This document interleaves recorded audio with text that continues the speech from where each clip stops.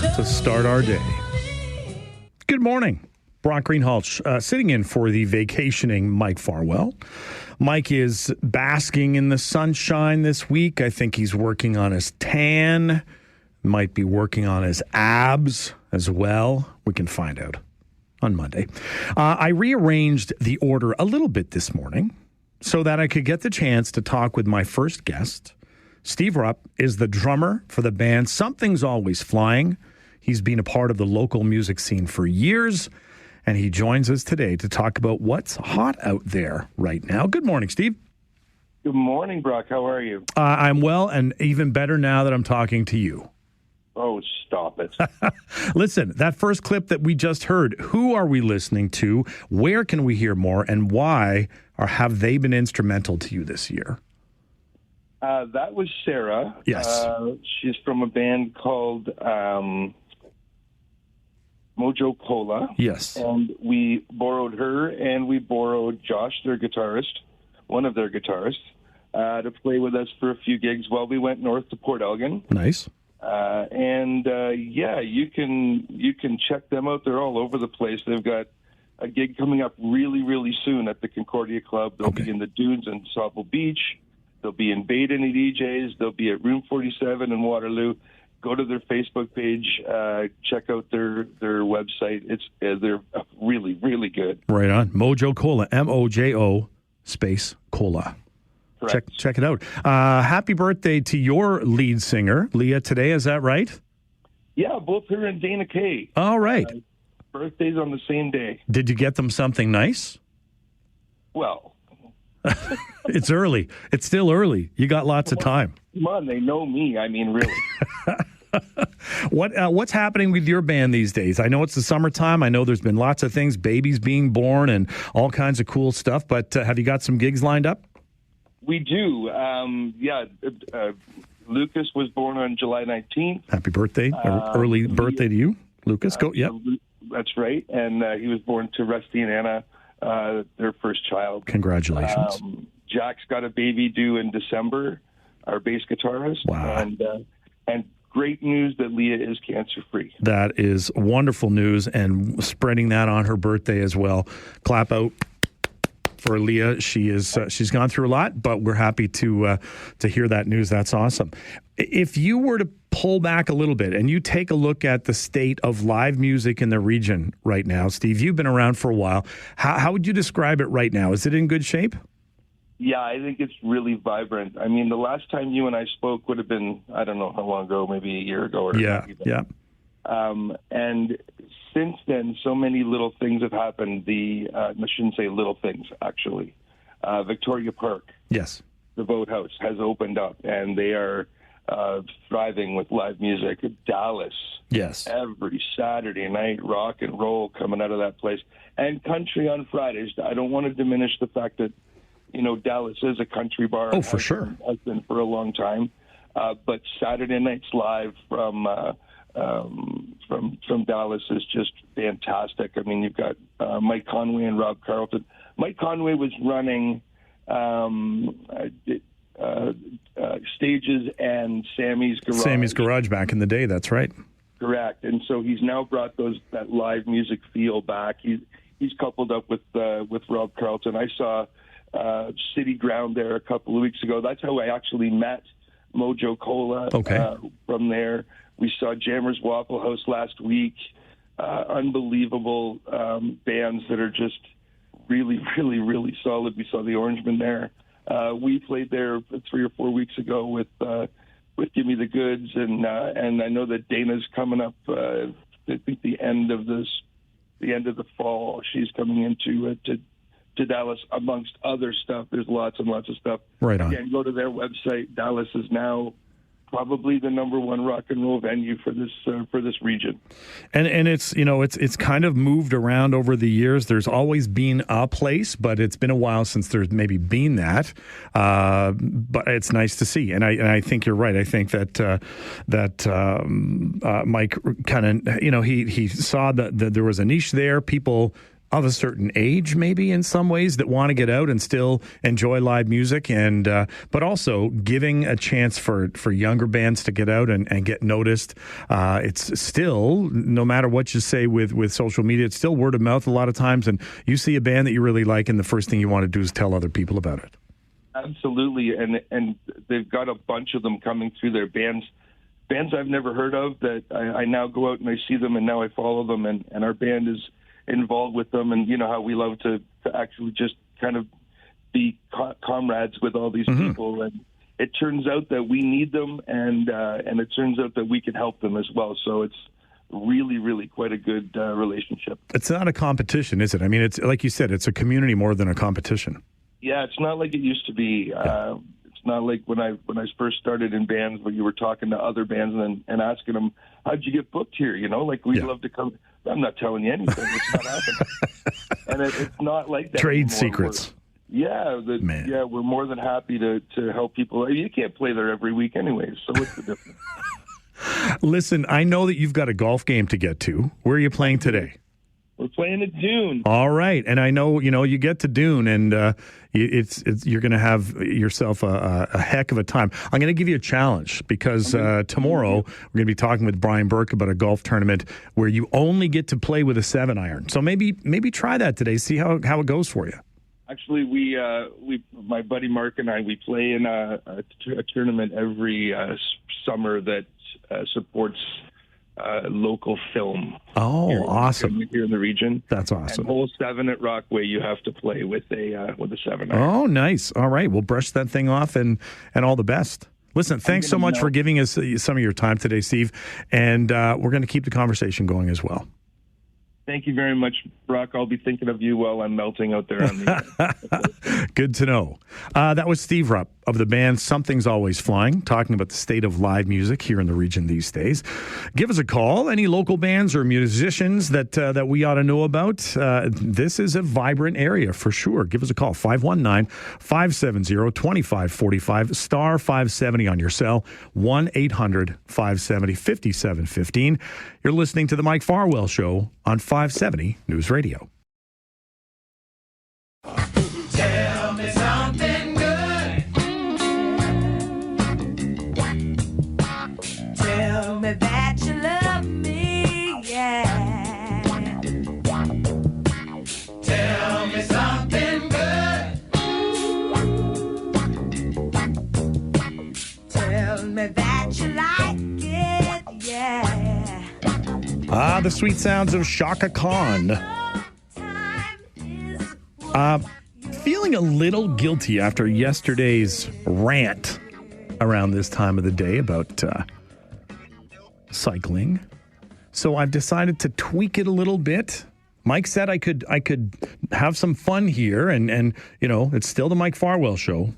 Certain things we still want to do. We're still going to do the Farwell Show 5 today, but with a little bit of a twist. We're going to give you five feel-good stories to start your day off right and get you talking. Maybe, it will generate some conversation. You'll be later in the day saying, "Oh, I heard this on the radio today." The Farwell Show 5 for Wednesday, July 16th, in no particular order.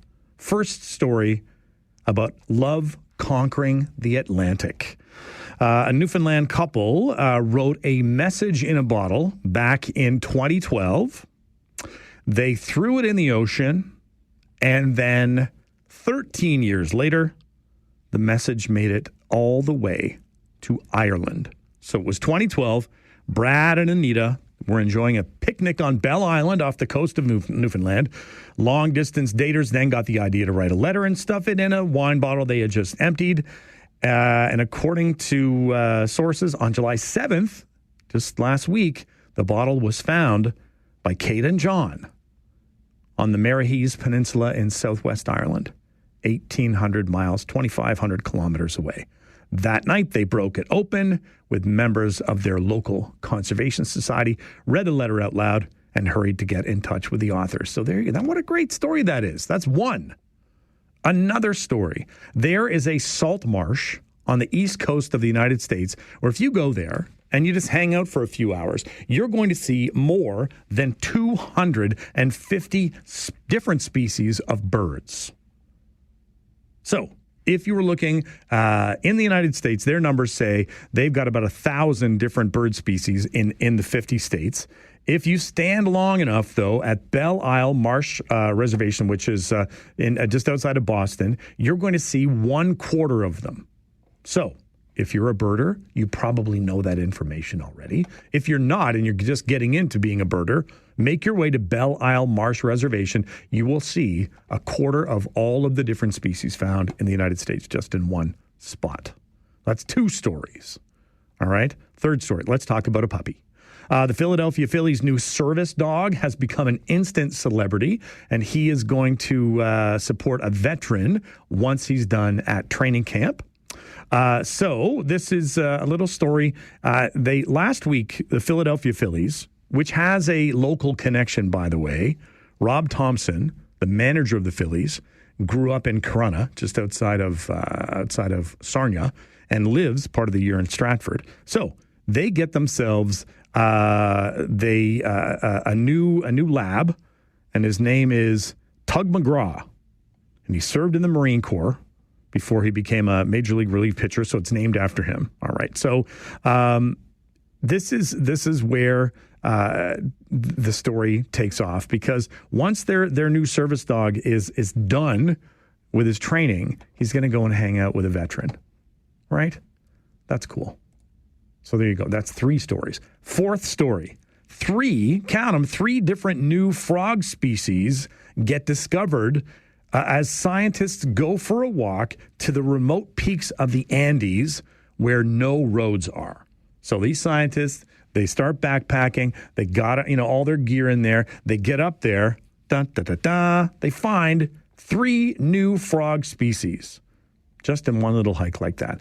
Last one, here you go. A woman, similar to the first story, woman finds a message on a toilet paper roll written 35 years ago by a little girl.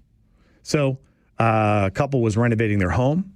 They discovered hidden inside the loft a heartwarming message written by a little girl 35 years ago, back in 1989. The Charlotte, England Black found a touching note which was concealed in the attic of their property. The note was written by Emma, who was 7 years at the time, a secret message that said, "I hope you enjoy staying here. Lots of love from a friend. My name is Emma Waddingham. My birthday is February 4th. I was born in 1982. So maybe they're going to be able to reach out." So there you go. There's 5 good news stories to get you in the right frame of mind for today. It's the middle of the week. It's just past the middle of July. Slow down, July. What's your good news story? Don't let life get you down. Don't let someone paint your rainbow gray. Give us a call, 519-570-2545, star 570 on your cell, or 1-800-570-5715. I want to hear your good news. You're listening to the Mike Farwell Show on 570 News Radio.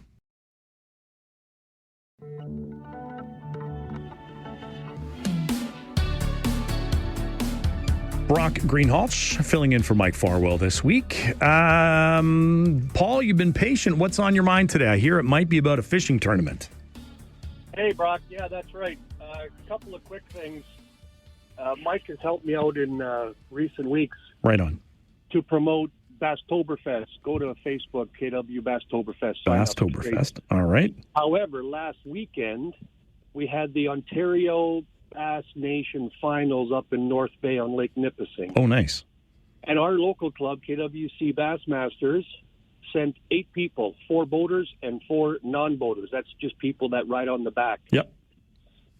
4 out of the 8 people that went up there made Team Ontario. Awesome.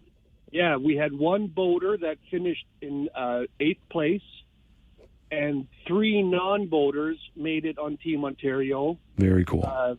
We had a guy who finished first on the non-boater side, a 3rd, and a 4th.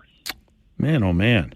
And the guy who finished first on the non-boater side was me. Attaboy, Paul. Way to go. Thank you. So what does that mean? Where are you headed next? Us 16 people, 8 and 8, are going to be traveling down to the U.S. next year, probably October, November, for the national championships under our parent organization, which is BASS, All right. the Bass Angler Sportsman Society. Any idea where you'll be headed to in the States? No, they haven't got the calendar out yet that Okay. far ahead. All right. But what that means is whoever finishes the highest there, top 3 people, go to the Bassmaster Classic to fish there for a $300,000 U.S. first prize. Well, my money's on you, Paul. You know what? The wife already said it's time to do some research. Maybe it's time to retire and just go fishing full time. Why not? She didn't say that. I just did. Any day out on the water is better than, and a bad day on the water is better than any day in an office for sure. Yeah, a bad day of fishing is better than a good day at work. Thanks for that information, and we'll pump it up for you too, Paul. That's great news. Thank you very much, Brock. I appreciate the phone call. All right, you too. So there you go. That's amazing, and we're going to talk a little bit more about that as well too. Basstoberfest coming up as well. We'll check that out on the website as well. We've got a minute. There's a lot of stuff going on. After the 9:30 news, we're going to have a quick chat with Regional Councillor Doug Craig about homeless encampments popping up in Cambridge. Then at 10 o'clock this morning, we're going to be joined by Adam Vosding, also known as the Traveling Food Dude. He's calling in from a ranch down in Colorado. That's where he's at right now. 10:30, we're going to take a look at how AI is impacting Gen Z's attempt to land a job. Ian Hunter, the Blue Jay Hunter, is going to join us today as well, too. Landon Kenny is with he's an educator with the Male Allies program, from the Sexual Assault Support Center of Waterloo Region. We're going to chat with him at 11:30. And then it's your chance to rant, rave, whatever you want to do from noon until 1 o'clock. Give us a call, 519-570-2545, star 570, or 1-800-570-5715. We'll take a break. We'll get an update from the News Center. You're listening to The Mike Farwell Show on 570 News Radio.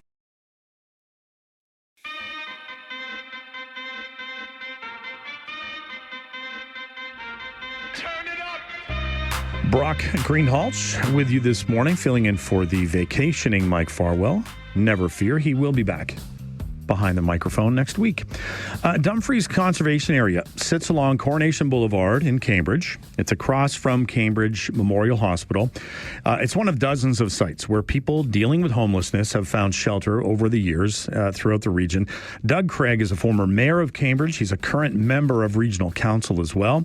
He, along with his colleagues, have been dealing with the issue of homelessness for decades. And Doug joins us this morning to have a chat. Thanks so much for your time today, Doug, and welcome to the show. Always a pleasure. Thank you. When we know that Dumfries has seen growth when it comes to encampments through last year and again through this year.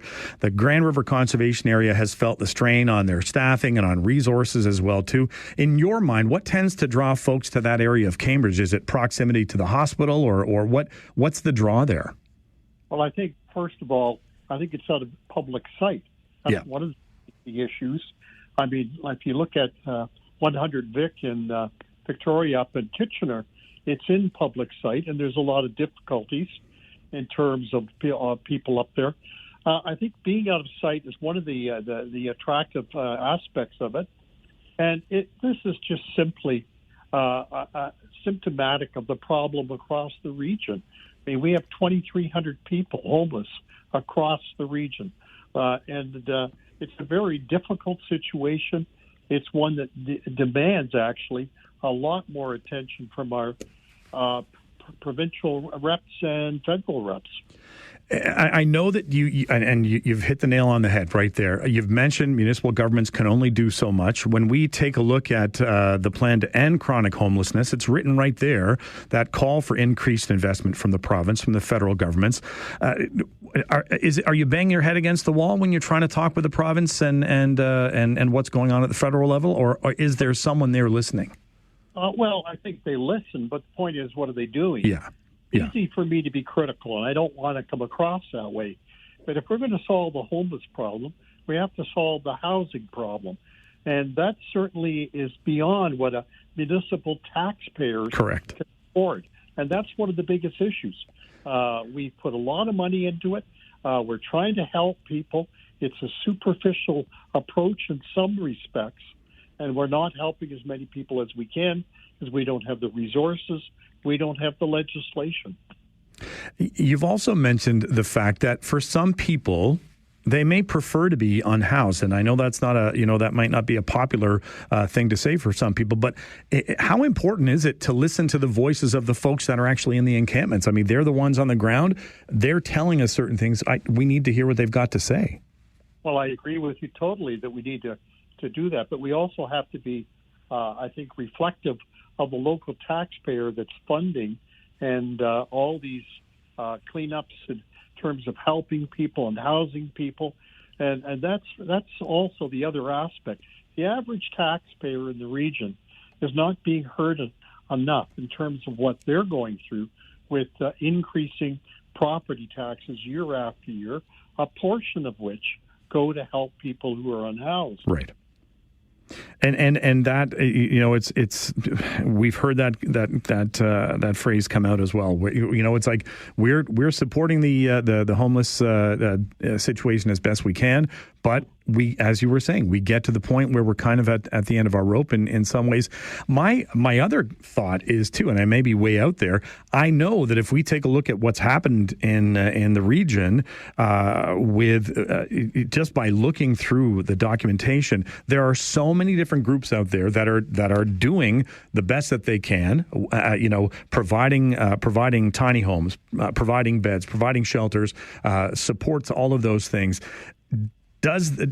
Is there a point where, maybe the province or the federal government looks and says, well, KW, the region, they're doing okay. They're taking care of things on their own. I think we're at that point right now. Yeah. I think that's the issue. Instead of interviewing me, you need to get the federal and provincial reps on the show. Start asking them what the heck they're going to start doing. I mean, they're my next phone calls, Doug. Oh, very good. But you're right. And it's that idea of, hey, here's a template that has worked in our region. It may work in your community. It may not. But, it's like if you do something really, really well, just keep doing it and you'll be fine. But that's not the case. The region of Waterloo has been well known over the decades in terms of its support of vulnerable populations and its recognition of the fact that as a community we need to volunteer in many different aspects in terms of helping people. So I don't want to see these demands on these groups anymore in terms of what they're doing. They're doing enough right now. Yeah, and more than enough, I think, in some cases. And we know that there's burnout. We know that people get frustrated. But there's that other quote that comes from the Plan to End Homelessness. It says, if we can't fix whatever led them to homelessness, we aren't going to solve it, right? So instead of we're managing homelessness right now. We're not fixing the problem. And there's those two aspects to it. So you've got to get to the crux of it. There's an article this morning talking about how women that find themselves homeless, it's cyclical. They've in most cases have been homeless since they were teenagers. Abusive relationships, all of those things. And there's no sort of cycle. There's no way to shoot yourself off that cycle. Well, I agree with you totally about that. And again, it comes back to greater help. And I'll give you another quote. It's from the former mayor of Mississauga, Hazel McCallion. Mm-hmm. He said that, and I always remember this, that, the feds have all the money, the province has all the legislation, and the cities have all the problems. And that's exactly true. Okay. Exactly. She was right on with that as well too. Listen, Doug, I know you're a busy individual, and I want to thank you so much for giving us your time. We're going to keep the conversation going, but thanks again for joining us today. It's always a pleasure. Take care. All right, take care.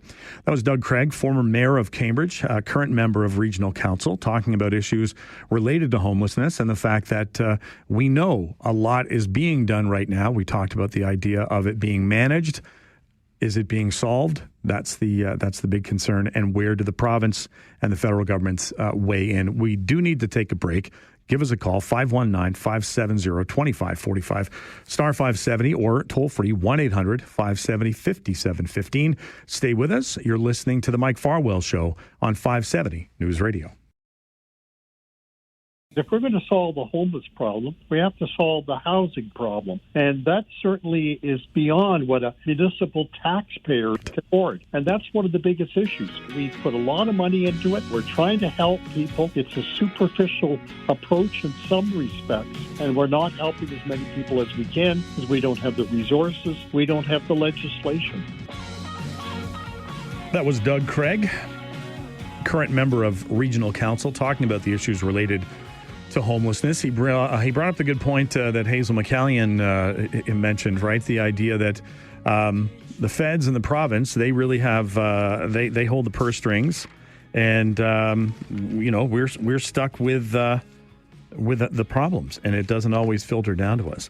Brock Greenhalgh sitting in for vacationing Mike Farwell. We've got time to take a few calls. Ryan, what's on your mind this morning, Ryan? Good morning, Brock. I don't know what the solution is, but I do think that you guys sort of hit on the head of where the problem is here, and it's sort of that old adage of like, if you build it, they will come, and in this case, if you fund it, you get more of it. I'm not sure if you recall the story from last summer. There was a gentleman who was like setting up a tent and camping in one of the roundabouts. I believe it was on Ira Needles. Right. I remember that. And like CTV News went and interviewed this guy, and because it was kind of like a lighthearted sort of take on the homelessness thing. They interviewed him though, and they asked him like, "What are you doing here?" And he was very friendly and cordial, but he mentioned in that interview that he moved to the region to set up that camp there because he had heard of the great services that we were providing. And so it's like, if you as a region keep funding homelessness initiatives, you are going to get more of the homeless. And I don't know, again, I'm not sure what the solution is, but that's a part of the problem. I do think too that, the way that I agree with what Mr. Craig says about, the province and the feds having the purse strings, and you touched on it also. The issue, though, is that at the end of the day, those dollars come out of our pockets as the taxpayers too. Yes, it's sort of a bigger pool to draw upon, but if every municipality is pulling money from the province and pulling money from the feds, if all municipalities are pulling money out of those purses, well, all municipality taxpayers are having to push into it too. Well, I appreciate that point, Ryan, and thanks for waiting around to talk with us as well too. Ryan brings up a good point, and Doug talked about the fact that we have 2,300 homeless. A year and a half ago, we had 1,000 homeless. It's difficult to be able to track where people come from. Were they here? Were they living rough beforehand? Were they couch surfing? And we know that things have gotten more of a challenge. There's that sense. I was talking with people in Belleville, for example, and they have, the mayor of Belleville has declared it a state of emergency. And the fear or the feeling by a lot of people in Belleville is, they're coming in from Toronto or they're coming down from Montreal and they're settling here in Belleville. The challenge that we have is, and Ryan had mentioned it. If we offer programming, right, we can't say notice. We can't say notice on people and say, well, where are you from? The challenge is it's out there, right? If you think about if you're on ODSP, you get $1,200 a month. Where can you rent a place, get yourself some groceries, have a life on $1,200 a month? Some people say, well, you go out and get a job. Not if you're on a disability pension. Reza, you've been patient as well, too. What's on your mind?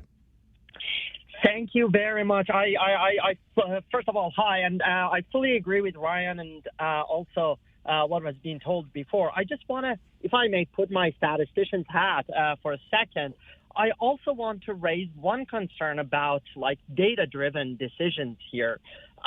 So you are absolutely right about the numbers that with these numbers, particularly post-COVID, nobody can afford, particularly people with lower socioeconomic status and people who actually need that. But also, I want to raise the concern that I remember I did a survey for the neighborhood to figure out about the affordable housing in my neighborhood, where I believe 20% of the affordable housing are. So there's probably some vision about either gentrifying another place or de-gentrifying this place. But one thing is that I noticed when you put all these places in one location where prices might be a bit higher, then there's a question, is it actually affordable for people who need it to be affordable? Right. Like you need a place where there are bus routes, where there are affordable grocery places, where they can buy things. And are there those infrastructures? And I am surprised part of it to see a part of it is not being that much data-driven, or at least that's not how it is being communicated to the community. I appreciate that. No problem at all, Reza. Thanks so much for that point of view as well, too. Yeah, you're correct. That idea of data, of taking a look at the data and trying to figure out and getting a hold on things. As we said before, there's a difference between managing homelessness and solving homelessness, and that is where we're at in a lot of ways. There are so many organizations. There's dozens, there's hundreds of organizations around the region that's their focus. There is to work with that. Wouldn't it be great? And I know that the plan is to get to 0% by 2030, but we've got a long way to go. And in the meantime, a lot of other things have to change. We do need to take a quick break. Give us a call, 519-570-2545, star 570 on your cell. You can also reach us, 1-800-570-5715. Stay with us. You're listening to The Mike Farwell Show on 570 News Radio.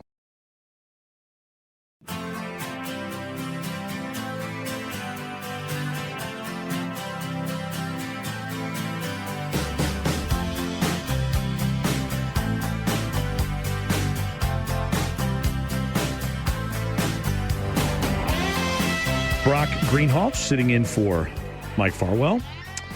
Yesterday, we were having some discussions about the ridiculousness of the cost of tickets for events like Paul McCartney.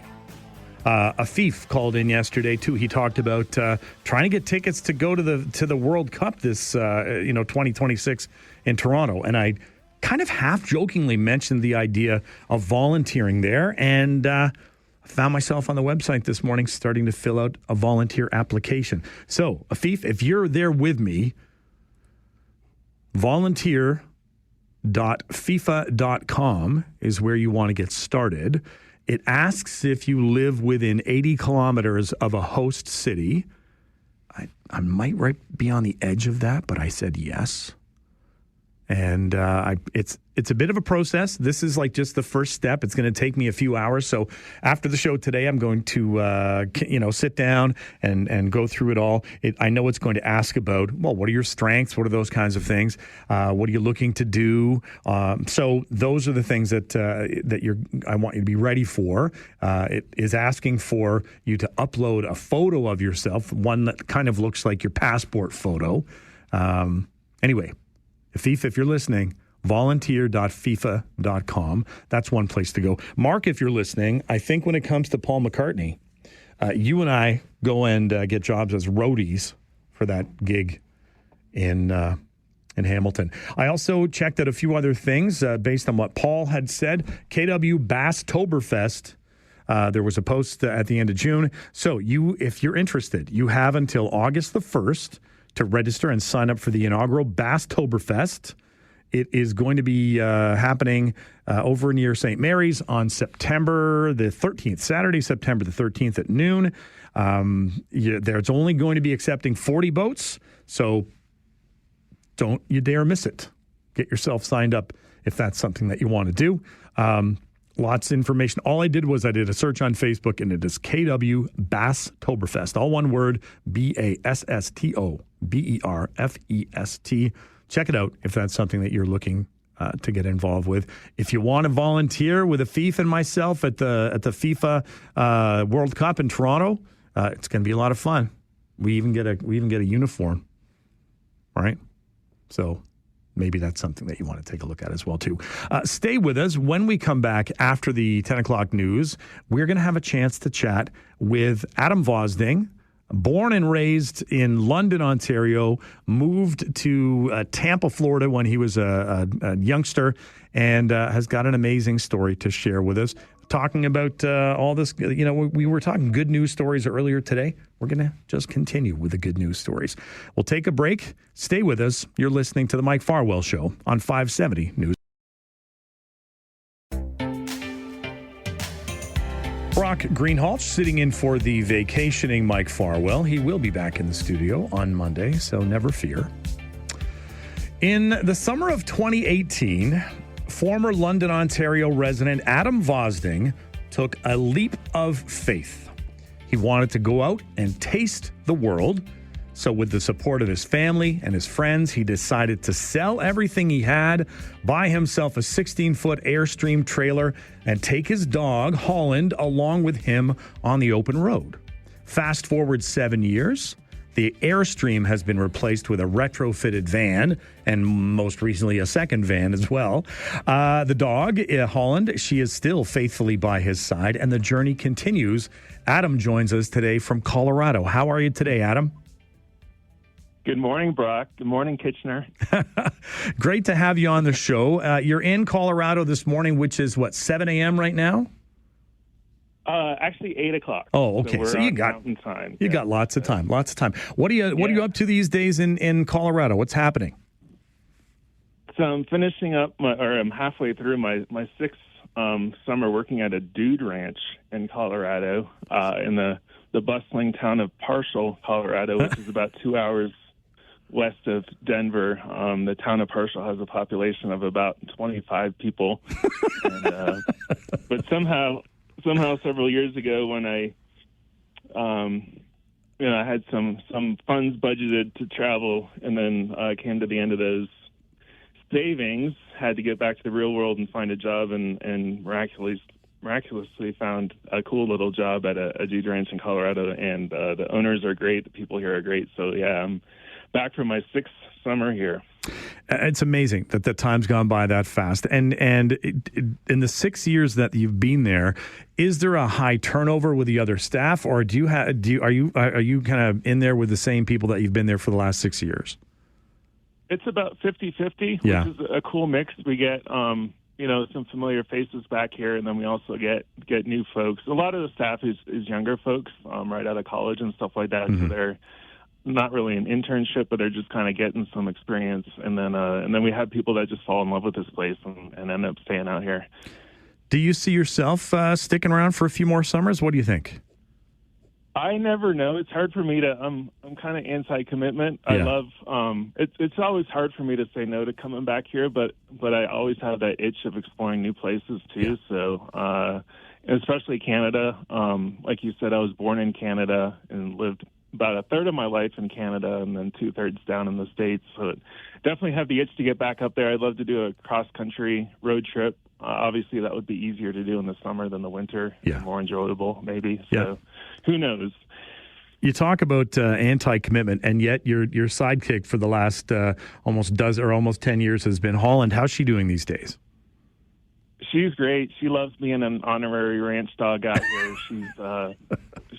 She's got the perfect mix of when I'm at work, she gets to sleep in the cabin, and then when I'm out of work, we get to just explore around the ranch, and she gets to run around and stuff like that. So yeah, she's awesome. And we're actually, maybe we'll get into talking about sports in a little bit. I plan on going to the Blue Jays game in Denver here in a few weeks, and then in September, the Rockies are doing a Bark at the Park. Oh, nice! So I plan on going back there and bringing her in. She's been outside the stadium, but that would be our first time going inside Rockies Stadium, so that would be kind of cool. I was going to say, she's become kind of famous in the last few years. Like, you've brought her to a lot of different arenas and so on. She's met a lot of other dogs related to teams.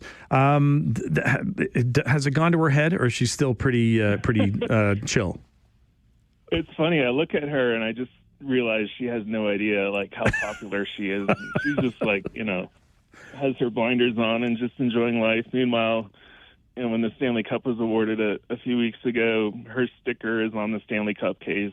See? The keeper of the cup had a private viewing with the Stanley Cup. She's met Dennis Rodman, Nikita Kucherov, Mike Tyson, a bunch of kind of random things. It was kind of a crazy story. When I was in Winnipeg back in 2018 for a Lightning game, we got on the news up there, and one of the anchors suggested I'd take her to every NHL arena. So that was a kind of a cool suggestion, and we made it happen a couple years ago. And now I feel like we need to do baseball stadiums and football stadiums. There you go. I think that's a great idea. I know that you've just recently upgraded your ride again. When you've made that adjustment, because for years you had a condo in Tampa, when you made that adjustment to kind of living on the road or living in the van life, what was the biggest sort of thing that you had to get used to? I always say just being comfortable, being uncomfortable. It's a great lifestyle. You get a lot of perks, and I'm very adventurous, and I'm very good at being by myself. And if I ever make a wrong turn or a wrong decision, I don't have people with me that it's just me that has to deal with being uncomfortable or whatever. But it's a great way. I'm not full-time in the van, but I do have a camper van. I don't currently have like a lease anywhere, own a residence anywhere. When I'm working here at the ranch, they actually provide me with my own little cabin, which is pretty cool. Yeah. But Wednesday, today, is actually my day off, so that's my day to possibly get out. And if I'm on the road and I want to do an overnight somewhere, I can just find a campground or find a place to pull over for the evening, and I have my dog with me, and it's a really cool way to travel. You had mentioned earlier I had the travel trailer before, which is cool, but the van is just so much more convenient for my travel lifestyle. I love hearing about it too, and I love following you and everything. I think back, it was about a year or so ago where you were in New York City trying to find all the free places to park. A smart man. It was wild. I actually spent 8 nights in Manhattan, and it was surprisingly easy. Like I have a Planet Fitness membership where I would go into a gym and shower. But yeah, there's actually so much free parking in New York City. I was literally like right next to Central Park for a few nights, and then the East Village for a few nights, and got to go to a Rangers game, an Islanders game. That's when we actually got invited to the NHL Network in New Jersey, right across the Holland Tunnel. Go figure. So yeah, it was cool. And then meanwhile, like I've spent the night on literally a road called the Extraterrestrial Highway near Area 51 in the middle of nowhere. So definitely two extremes. Listen, I know it's your day off. I don't want to keep you too long, but I got to think there's got to be a book or a movie or something that's in here after all of these travels and all of your adventures. Do you journal? Do you keep track of where you've been and all the things that have gone on? Those are two goals of mine, and that's one comment I have for anybody doing this or thinking about doing it. I have a YouTube channel right now, and I have hundreds of hours of video content that I need to the video editing portion of like trying to document your travels is very time consuming. But one of these days I'm going to catch up on my YouTube channel, which is Traveling Food Dude. And that's traveling, well, I guess the American way with just one L. Come on now. But I know that was the one downfall I had when picking that name, because I know I have a lot of friends and family up in Canada, and I wanted to there's that just a little discrepancy on the way you spell it. No worries. But I do have a YouTube channel, and that's one of my goals is to put more content up on my YouTube channel. And then I do have kind of an ambition, too, to maybe do a children's book series with Holland. But right on. Well, I know a guy who's done something like that, and they could probably help you out a little bit. Yeah, I know. I need to get you to sign my copy of your baseball book that I will. Next time you stop by, we'll do that. Listen, I've got to take a break here, but you know what, Adam? Go and enjoy your day off. Thanks so much for giving us some of your time today, and all the best as your journey continues as well. Thank you, guys, and shout out to everybody in Kitchener. I hope to get up there in the fall, so hopefully I'll meet some of the listeners out there. It would be great. That'd be lovely. Yeah, and we'll get together for sure. Awesome. Thanks, Adam. Thanks, guys. That was Adam Vosning, the traveling food dude, as he continues on his journey. We'll take a quick break. Give us a call and tell me about your passion project. You're listening to The Mike Farwell Show on 570 News Radio. I always have that itch of exploring new places, too, especially Canada. Like you said, I was born in Canada and lived about a third of my life in Canada and then 2/3 down in the States. So definitely have the itch to get back up there. I'd love to do a cross-country road trip. Obviously, that would be easier to do in the summer than the winter. More enjoyable, maybe. That was the traveling food dude, also known as Adam Vosding. Where he's at right now, he said he was this is his 6th summer working at a ranch in Colorado. He said today is his day off, but he had also let me know that PBS is at the ranch today because they're filming a documentary. It's the 100th anniversary of the Dude Ranchers Association. And did you know there are 2 Dude Ranchers Associations in ranches in Canada? He's also anxiously awaiting the NHL schedule to come out. He's hoping to get up here in the fall. Would like to get to be here for Oktoberfest. And as he mentioned, he'd love to be doing a cross-Canada road trip in 2026. Never been to a CFL game. Wants to get out and see some more OHL arenas as well, too. Would love to get to the Calgary Stampede sometime. He mentioned going to the Jays versus the Rockies in a few weeks, and I had jokingly said to him off air that the Rockies might invite him to come out and pinch hit because they're not having a good year. He graduated from the University of Florida. His sister did as well too. So he is a Florida Gator through and through. Any phone call or any famous people that he runs into, rather, he attempts to get them to do the Gator Chomp. He said he's excited that the Florida Gators, Elijah Martin, was drafted by the Raptors. So there's a few more things. Next time I have him on, we're going to have 2 segments. There's so much to talk about. What's your passion? What's your passion project? Is there something that I look at his story and I think, man, I don't know if I could do that. I don't know if even if I was single and, giving up everything, selling everything. But he said what really got him started was the fact that he was in an interview once and for a job. And the question was, what's your passion? And he said, I was panicking. He said, I had no answer. And it came out to travel, and travel and food were 2 passions. And right prior to COVID, right 2 years before everything shut down, he made the adjustment and started to travel around. Got to see all kinds of things. It's his time these days is a little more spent equally, I think, between Colorado and some time in Tampa as well too. As he said, it's all about funds, but he's got some great stories there, and just to tell the story, whether it's a documentary, as he said, or a book, or children's books, or whatever happens to be. That idea of where is he this morning? He's in Colorado.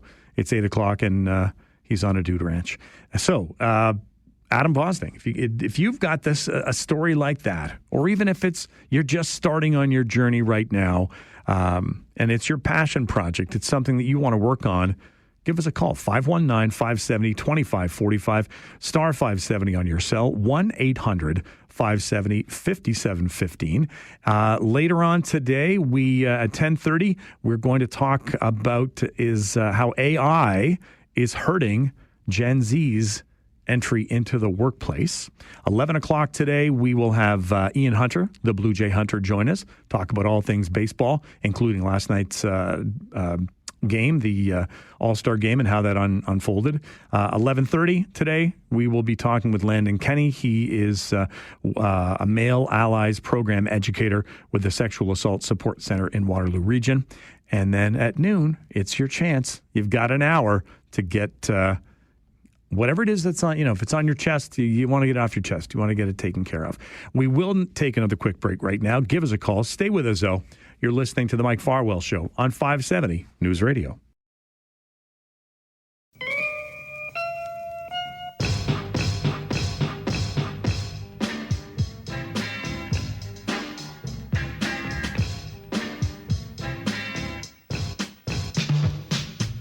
Brock Greenhalgh sitting in for the vacationing Mike Farwell. He will return on Monday.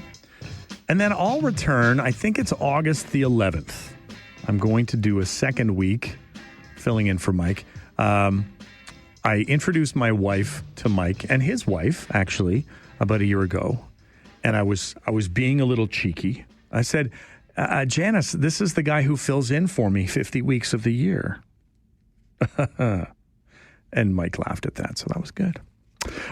Coming up Thursday, Friday. Thursday, what have we got? Dr. Allison Young is going to be talking with us tomorrow morning about cell phones and kids and the problem that having a cell phone around can have sometimes. The smartphone effect, MD, also known as Dr. Allison Young. We will also be talking with a new mobile food hamper program in Cambridge by the 519 Community Collective. That's going to be something we'll talk about as well. Afro Vibes Festival, we'll be talking about that tomorrow. Right now, we've got the flip side booked in there for you as well, too. I'm going to have some time for Talkback. And I've also made some time for Brian Burke, Center for Family Business. He's going to be talking about a golf tournament where you can only use a 7-iron. So we want to hear a little bit more about that as well, too. Then on Friday, we have the Friday 4 panel. We also have some time to talk with Krista Strauss, local author. I'm working my way through her book right now, and I get the strange feeling she's written herself into the book. Just going to put it out that way, just based on one of the characters there as well, too. How are you keeping cool out there today? I just was listening to the news, 37 degrees Celsius. That's like 99 degrees for people like Adam Vosning in Colorado, Fahrenheit. There's, if you stay inside, lots of ways to beat the heat and stay cool. And that's what we're hoping for as well, too. And remember, too, I talked about this before. If you want to volunteer with me and Afif at the FIFA World Cup in Toronto, volunteer.fifa.com. It's one way that you can give back to your community. Lots of different ways, actually, you can give back to your community as well, too. Another quick plug for Paul as well. The KW Basstoberfest. That's going to be coming up Saturday, September 13th, 12 o'clock, over near St. Mary's. They're only going to have spots for 40 boats. So make sure that you get yourself signed up and get yourself a chance to get some bass while you're out there. And Paul, kudos to him and his crew that headed up by, I think, did you say North Bay?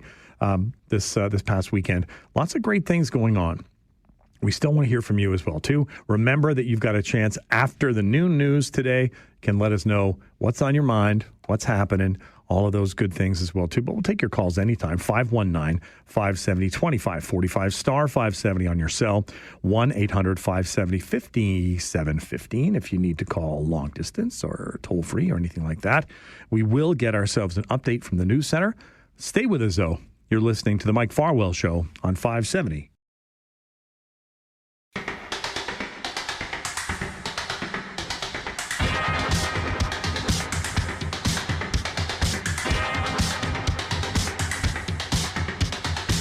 Brock Greenhalgh sitting in for Mike Farwell. He returns on Monday. Melise Panada is a lecturer at the Lazaridis School of Business and Economics at Wilfrid Laurier University. Go Hawks, go. She recently wrote an article outlining how AI is hurting Gen Z's entry into the workplace. And Melise gives us some of her time today. Welcome to the show. Hi. Thanks for having me, Brock. So it sounds like, I read through the article, it sounds like the first few rungs of the corporate ladder have been taken away. What's happening? They're not quite taken away just yet, but they're definitely under attack, if you will. Okay. So, like, entry-level jobs, they've been under tech advancement pressure for quite a while. You know, we've got self-checkouts now. We've got mobile ordering. This is the next evolution, but, Brock, this one's going to have much more impact. It's going to be bigger, and it's going to be faster. So we're seeing massive, wide-sweeping AI adoption, faster than pretty much anything we've seen before. And what's happening is the entry level is under attack, not because it's the entry level, but because of the very nature of the work at the entry level. Right. You know, it tends to be repetitive tasks, and they're susceptible to automation, like, you know, scheduling and data entry and basic stuff, right? So that's what we're going to be seeing happening. I know that you mentioned too that nearly half of current professionals they're fearing that idea of being replaced by AI or being it's going to be taking over part of their job. What do the numbers tell us right now? Yeah, so we're expecting to see a fair amount of displacement is what it's being called. And at the entry level, what we're going to see is, let me give you an example. That might be the best way to say it. It's a little less of a takeover and a little more of fewer people, but augmented. Good. Okay. So let's just use an example. Like, let's say you've got someone working in customer service and they respond to emails. Let's say you had one person doing about 100 emails a day, and you get 800, so you need 8 people, right? Yeah. In the future, or now, you got one person. One person can do way more. Let's say they can now do 400 a day because AI crafts the emails, and now they're just doing quality check. Well, you don't need 8 people. Now you need 2. So that's what you're going to see. Multiply that by all the companies and all the sectors, and that's a big, big displacement. And I know you talk about, too, let's say 10 years ago, maybe not as important, but nowadays, how important is AI literacy for young people or anyone who's looking to apply for positions? Oh, very, very important. Mm-hmm. I would say it's probably, if you're going to focus on something, that would be an area to focus on. Think of it like back in the day, when people had no computer literacy, they'd put that on their resume because it was a big deal when they get it. And we're kind of there with AI, but it's going to become a table stake in a matter of, I would say, months, not years. Okay. It's moving relatively quickly. I'm going to throw some facts at you, okay? I want to fact storm you for a sec. Let's do it. 66% of leaders say they won't hire someone without AI skills. Okay. That's huge. 71% say they would prefer an AI skill over experience. That is massive. That says to me that people, even entry-level folks, will have an ability to progress very quickly outside of the realm of normal simply because they've got a skill set. And it's an important and relevant skill set. So it's coming. It's here. We're here. I guess the question is, and sometimes it's a sort of a slow trickle down. But I would be thinking that young people, that teenagers and even younger than that, if they're getting this information, they may be looking at shifting their career paths at this point. Yeah, and what's really challenging for them is the ground isn't stable under them yet. Right. And neither is it for any of us. The ground is shifting, and we're trying to do our best to try to project where it's going to, but it's never a crystal ball for sure. So what I advise to younger folks, or anyone really, who's looking at their job or worried, is take a look at the nature of the roles that you're in or looking at.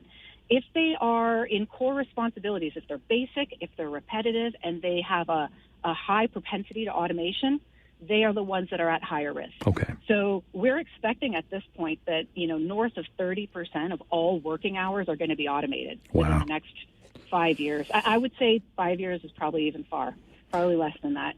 So they want to look at roles where, you need strong human-centric skills or truly, truly innovative or complex problem solving.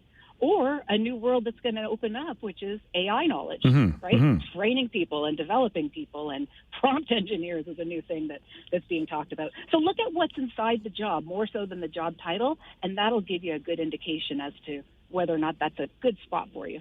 And this is great information, and from a personal perspective. The other 10 months of the year, I work as a guidance counselor for grade 7s and 8s. So giving them this information and saying, hey, this is, I heard it from the experts at Laurier.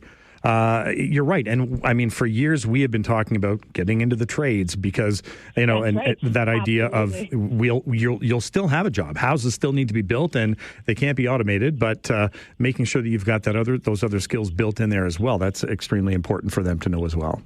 Oh, absolutely. Absolutely. So much. I appreciate you coming on the show. There's so much for us to go through, and I do want to continue the conversation. But I know that you're a busy person. We'll have to have you back on the show again. And thanks for taking some time with us today. Anytime. Have a great day. Right. You too. Take care. Thanks. That was Melise. She is a lecturer at WLU in Waterloo, Melise Panetta, and talking about AI and how it is, she was talking about in the next few years, the idea of 30% of jobs or roles becoming automated, and the fact that everyone needs to be able to take a look at their own skill set. And do you know, are you literate when it comes to AI? I know I'm not. And I know that I need to be able to find a way to boost that.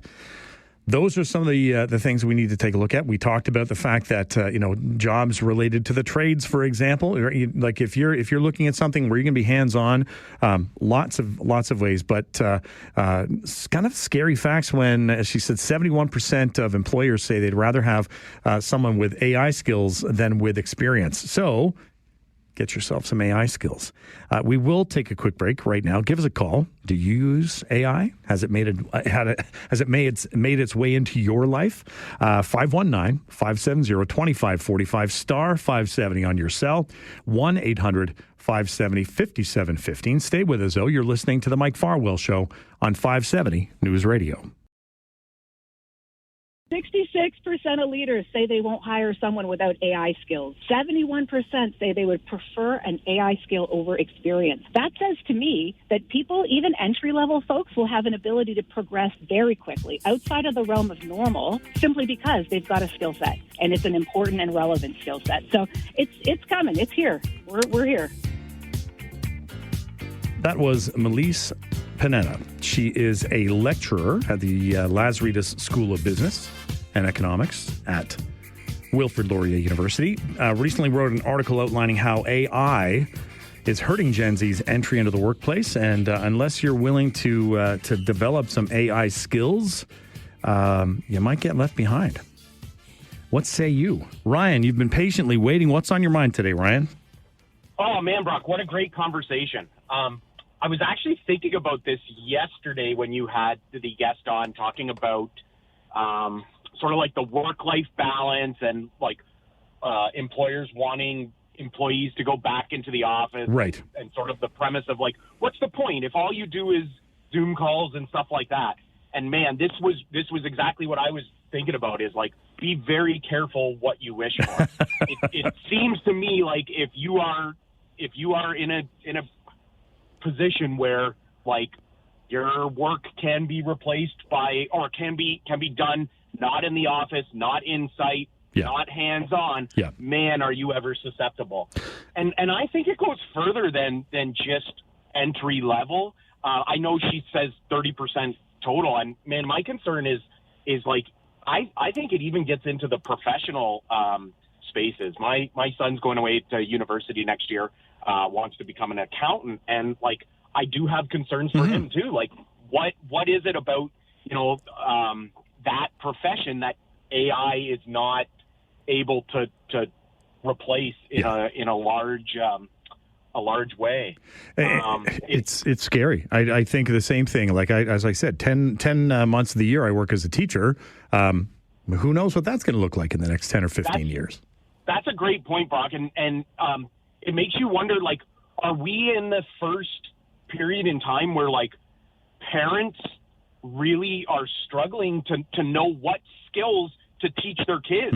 I don't really know what the world is going to look like in 10 years, maybe even 5 years. So how do you pass on to your progeny, what they need to be proficient in to be successful in life? I guess all we can do is make sure that they're good people, right? And that's we keep them safe. We get them to think for themselves. And you're right, though. You think about technology, you think about all those kinds of things. I have to laugh because my youngest son is 20, and I will send him texts. And he told me a couple of months ago that what he'll do with my texts sometimes is copy them and share them with his friends because he thinks they're really funny. And I'm like, are you kidding me? These are words of wisdom coming from your father. And you're turning them, but he's, I get it. But it's that you're right. We're kind of stuck here and thinking, how do we provide that knowledge? And I guess we go along for the ride and we learn as we can as well, too. Thanks so much for that call, though, Ryan. I appreciate it. And thanks for sticking around. We've got some time. Dallas, what's on your mind before the next break? What's up? Well, I want to talk about the AI thing. Yes. Artificial intelligence, we got lots of that south of the border. Oh. Zing, you got some zingers today, Dallas. Well, I got to stop bashing Trump because I'm going to end up with the FBI at my door. Oh yeah, they you never know, right? You never know. It's scary stuff, man. You never know. But okay, so on to the thing about AI. I personally, I presume I deal with it Mm-hmm. from time to time. You don't really know. No, that's the thing. You really don't know. And I think in some ways it can be. Oh, we've lost you there, Dallas. Give us a call back, Dallas. It cut out for some reason. But Dallas is bringing up a good point as well, too. It's kind of everywhere.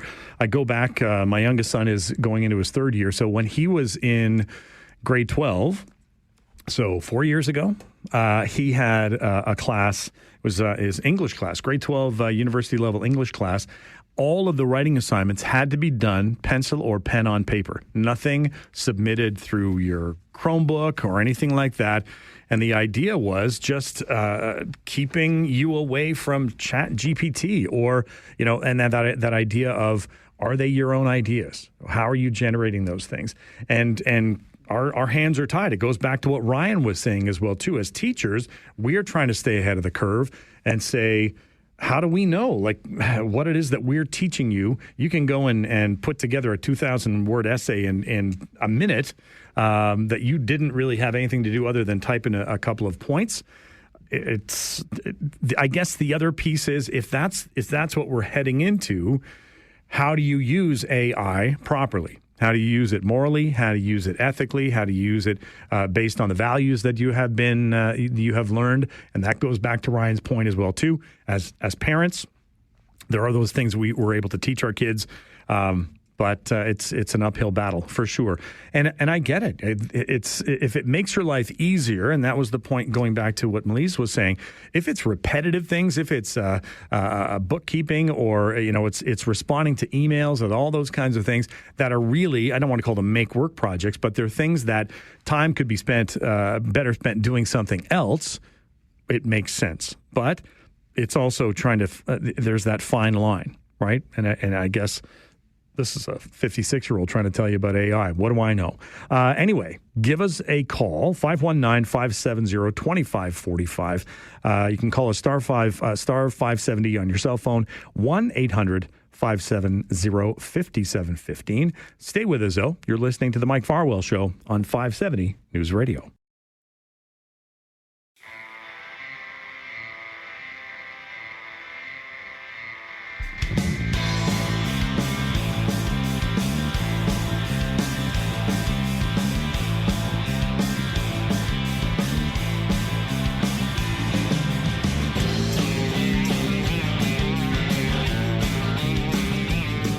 Brock Greenhalgh filling in for the vacationing Mike Farwell. I just went there. Went to chatgpt.com, asked the question, how will artificial intelligence negatively impact a young person's ability to find employment? Type that in within seconds. I have 1, 2, 3, 4, 5, 6 different ways. Automation of entry-level jobs, self-checkout machines, rising skill requirements, increased competition. Young applicants face tougher competition from both older professionals and AI-augmented workers.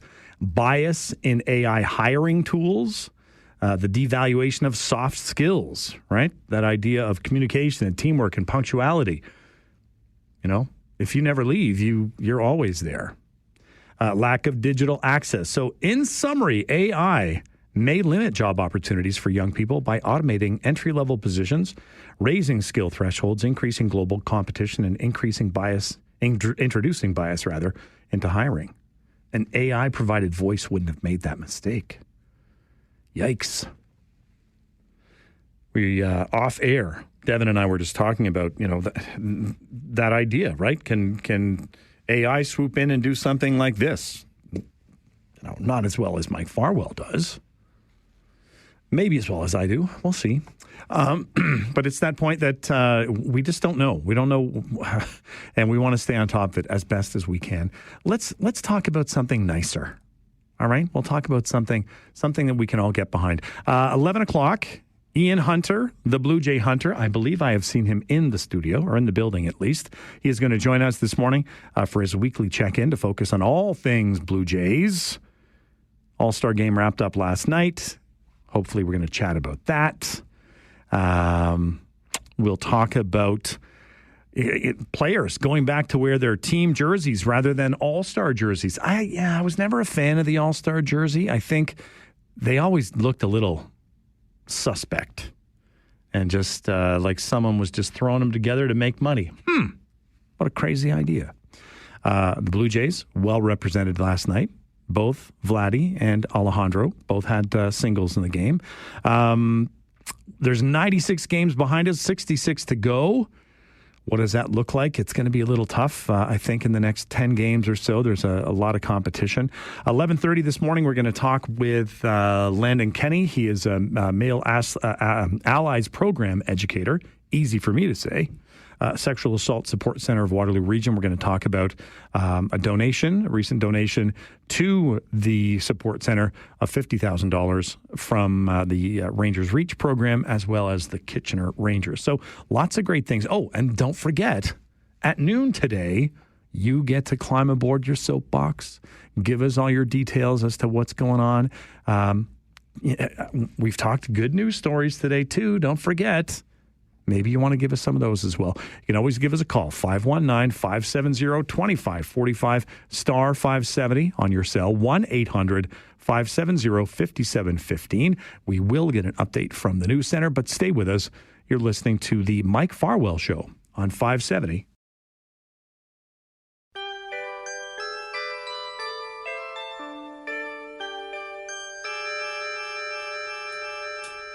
The Whiz Kids had won it, Bobby Thompson had done it, and Yogi read the comics all the while. Rock and roll was being born, marijuana we would scorn. So down on the corner the national pastime went on trial. We're talking baseball, Klazuski, Campanella, talking baseball. The man and Bobby Fella, the Scooter, the Barber and the Nuke. They knew them all from Boston to Dubuque, especially Willie, Mickey, and the Duke.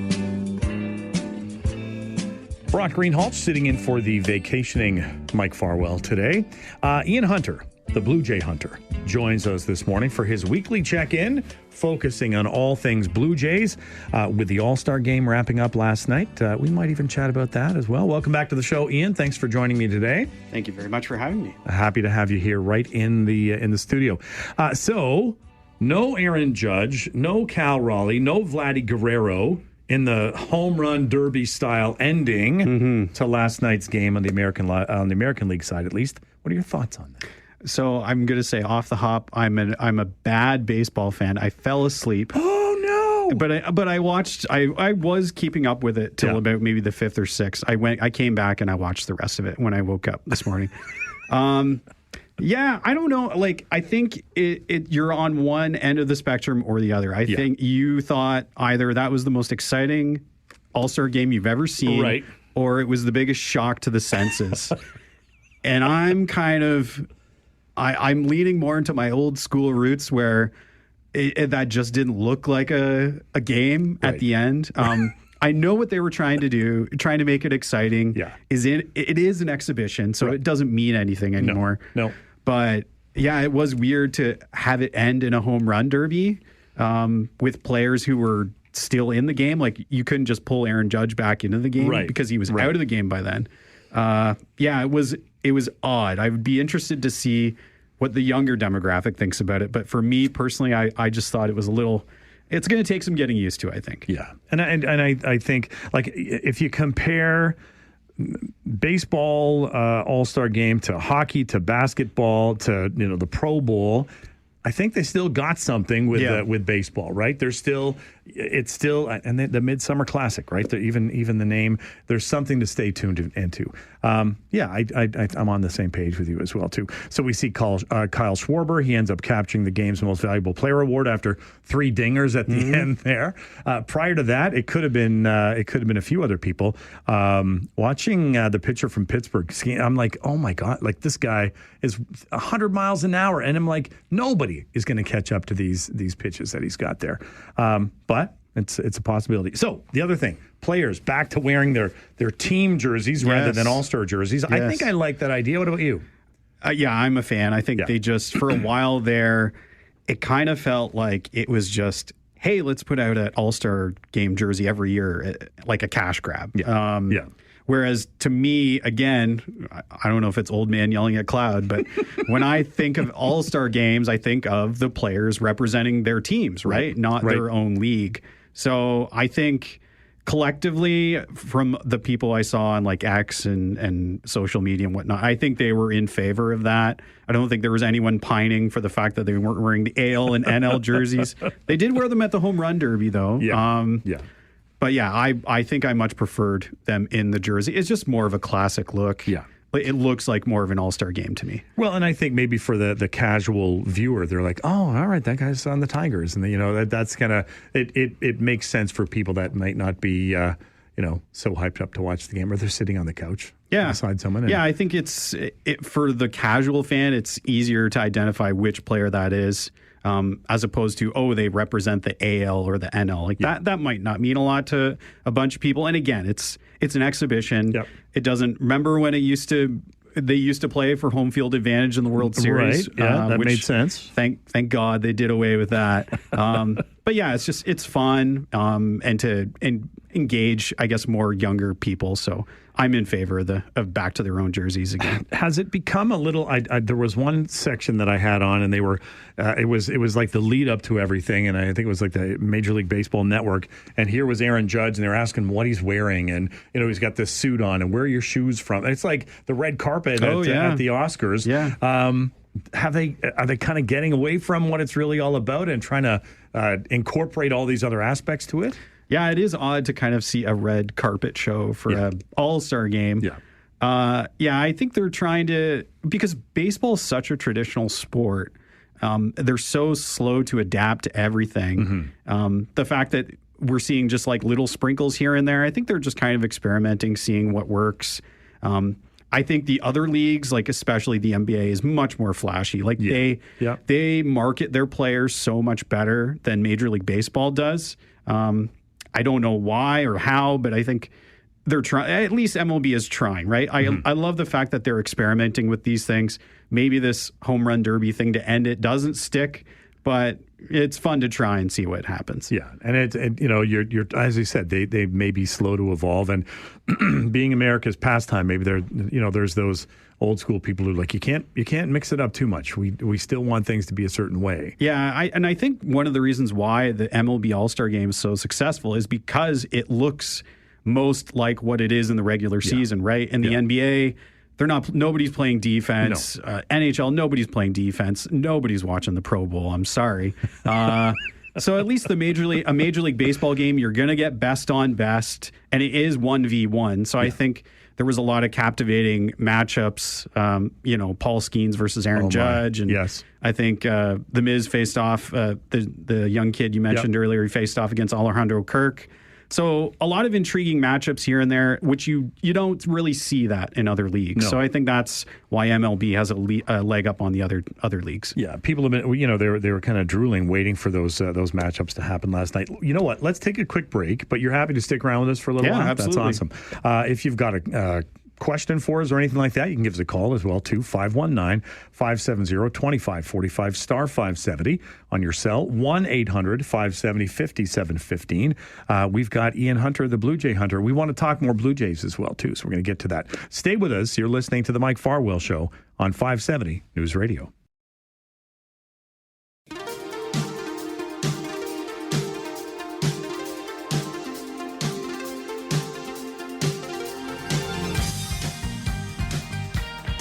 Brock Greenhalgh filling in for Mike Farwell this week. I am joined in studio right now by the Blue Jay Hunter, Ian Hunter, and Preston Paul. You have been patiently waiting. What's on your mind today, Preston Paul?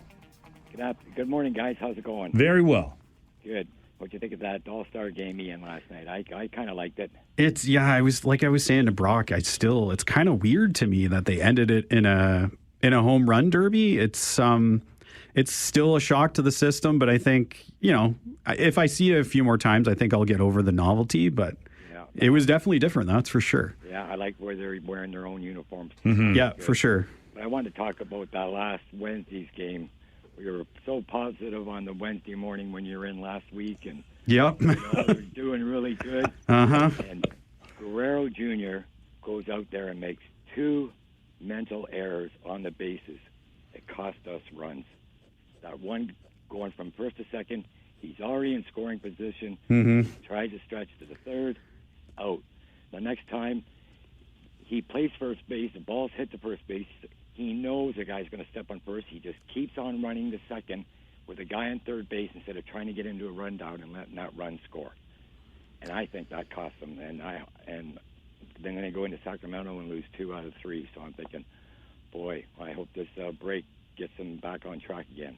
Yeah, it's really unfortunate how they kind of ended that pre-All-Star break, winning 10 in a row. You're going into a winnable series against Chicago and the Athletics, 2 of the worst teams in baseball.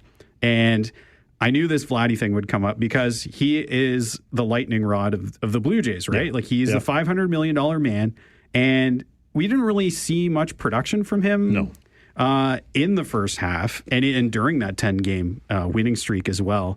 He's having a good season, not a great season.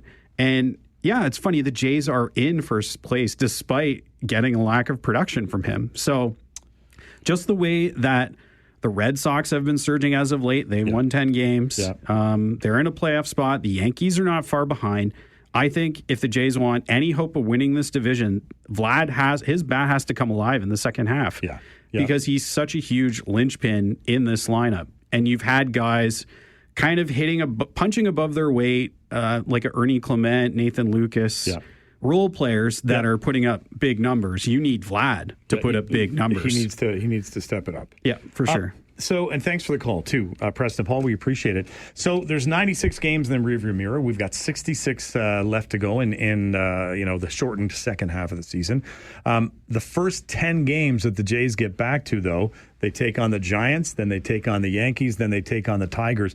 That 10-game stretch, that's got to be a measuring stick that we can use for the rest of the season as well. Yeah, absolutely, because they did play really well in that 4-game sweep against the Yankees. You know, the Yankees are going to be super hungry to kind of to get revenge in that 3-game series in Toronto, and then the Jays are on the road, I think, in Detroit. Yeah. So right off the hop, you've got 3 really big litmus tests. And earlier in the season, I kind of circled that 4-game Yankee series, and I said, if they can somehow, maybe win 3 out of 4, heaven forbid, sweep it. Yeah. I think that'll be a huge litmus test to see what this Blue Jays team is made of.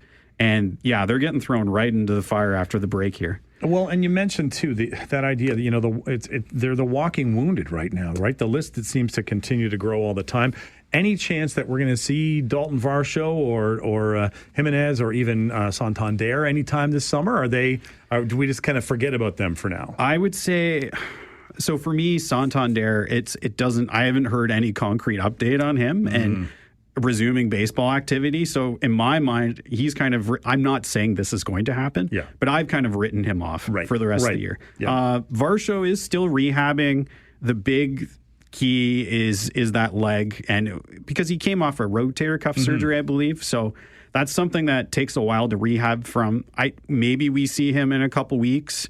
The Jimenez thing, I think that's going to be a short stint, so he's probably back sooner rather than later. But, this is not a case unique to the Blue Jays. Every team has big players that are down right now. Yeah. But for Toronto, fortunately, when you get Varsho back, it's kind of like it's a trade deadline acquisition, right? And he had a huge, 8 homers in 22 games when he started. Yeah. So if you get that pop back in the lineup, that is a huge, huge addition for the Blue Jays. And he just seems to, he seems to go about his business. I don't know if he riles up the clubhouse or anything like that, but he just sets an example and comes in and does his job. And all of a sudden he's making these amazing catches. And like you said, 8 home runs in 22 games. That's got to inspire some of those other guys in the clubhouse and say, hey, we gotta rally. We gotta pull this all together. Yeah, and I think earlier in the season, the Blue Jays they were having so much trouble hitting home runs. Nobody was hitting long balls, and then Varsho comes in, and all of a sudden you've got power at the top of the lineup. So we've seen top to bottom, they can get on base. Yeah. The Blue Jays as a whole, they don't strike out a ton this year. They do get on base, but the power is the one on the offensive side that's really missing. So if it's not from Varsho, maybe they get a trade deadline acquisition, like another bat at the trade deadline. I think pitching is the bigger priority, to be honest. For sure. But, if you can't get your 1A guy that you want on the pitcher side, maybe you go and get a bat and add to this lineup. All right. Good information for us to be talking about.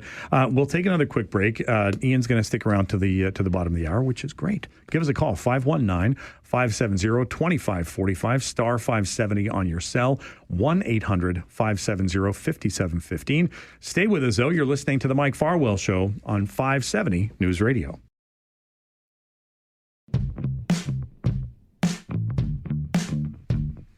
We're talking baseball, Blue Jays baseball specifically. Brock Greenhalgh sitting in for Mike Farwell. Ian Hunter is in studio with me today. And Kyle, we've got you on the phone. Kyle, what's on your mind today? First of all, Ian, I'd like to apologize for jinxing the team last Wednesday when I was making a negative Way to go, Kyle. Jeepers. Way to go. I know. I might as well sell my season tickets now, right? Yeah. I got a question for you, Ian. There's a new rule, or maybe they just implemented it. I heard about, I guess, players can now challenge the umpire on video replay for the out. Is that correct, or something like that? If they go too high or too low out of that zone, is that correct there? Well, it's something they're trying to implement. We saw it in the All-Star game last night, where they basically just tap the top of their helmet, and it's an automatic. They go to video review whether the ball is a strike or a ball. They used it somewhat sporadically in spring training, and it's been used in the minor leagues. There's talk it could come into effect in regular season games next year. So I think last year was kind of them dipping their toe in the water to see how people reacted to it. What's your thoughts on it? I just want to quickly ask, what's your thoughts on it? Because some of these calls that we've been seeing throughout the season have just been horrible. Yeah. And I understand that the umpire has a difficult job, but I mean, you look at some of the outs that they call or the balls that they call, it's like, buddy, what are you looking at? It's not even not even close, right? So I'll hang up, but what's your thoughts on that? Thanks a lot, there, Ian. Thanks, Kyle. I think it's fine so long as it doesn't drag the pace of the game down, because you brought in the pitch clock, and I know there was a lot of apprehension about that, but it's sped up the game, and I think most people would agree it's been for the better. So I think the automatic ball strike thing, hopefully we don't, because there still needs to be that human element of the game. I don't think we'll get to a point in the near future where there's no umpires, but it doesn't hurt to have a second set of eyes. Right. You see that in other sports like tennis. They have a replay system like this, very similar as well. So long as it doesn't drag the game down, I think I'm for it personally. Great question, Kyle. Though, yeah, they were using that last night. Going back to last night, we had Vladdy in the lineup, and then later on, not halfway through the game, but closer to the end, Alejandro Kirk came in and played some defense and actually got a single as well too. I thought it was interesting though, for a team that's doing so well, that you've got a starter and a fill-in position, and that was it. Yeah. Right. And you've used this term before. Are they still punching above their weight? Are people like the Blue Jays? Yeah, I think so. Like Vlad, that was kind of his. He kind of, I feel like he got in due to his kind of name recognition. Yeah. People know him around the league. Kirk, it was more so performance related. Yeah. Like he's having a great season, both offensively and defensively. And then aside from that, like George Springer was maybe the only other All-Star. Nobody said this publicly. I kind of think maybe he got invited and just declined it. Okay. Because his numbers, I would say, warranted an All-Star game nod, but he wasn't there for some reason. So, it is odd. Typically, I forget, what was it, the 91 All-Star game or 92 where the Jays had like 6 or 7 starters in the game. It was like half Blue Jays, right? It's a lot different from that. We don't have quite the amount of All-Stars you would think, but yeah, it's a lot of like mid-tier guys, not elite superstars, not guys performing like elite superstars in that team this year. Man, this half hour goes by way too fast, Ian. I got to go to the news, but thanks so much for jumping in. My pleasure. Thank you. Yeah, it was great. Give us a call, though, 519-570-2545, star 570 on your cell, 1-800-570-5715. Stay with us. You're listening to the Mike Farwell Show. We're going to get an update from the News Center here on 570.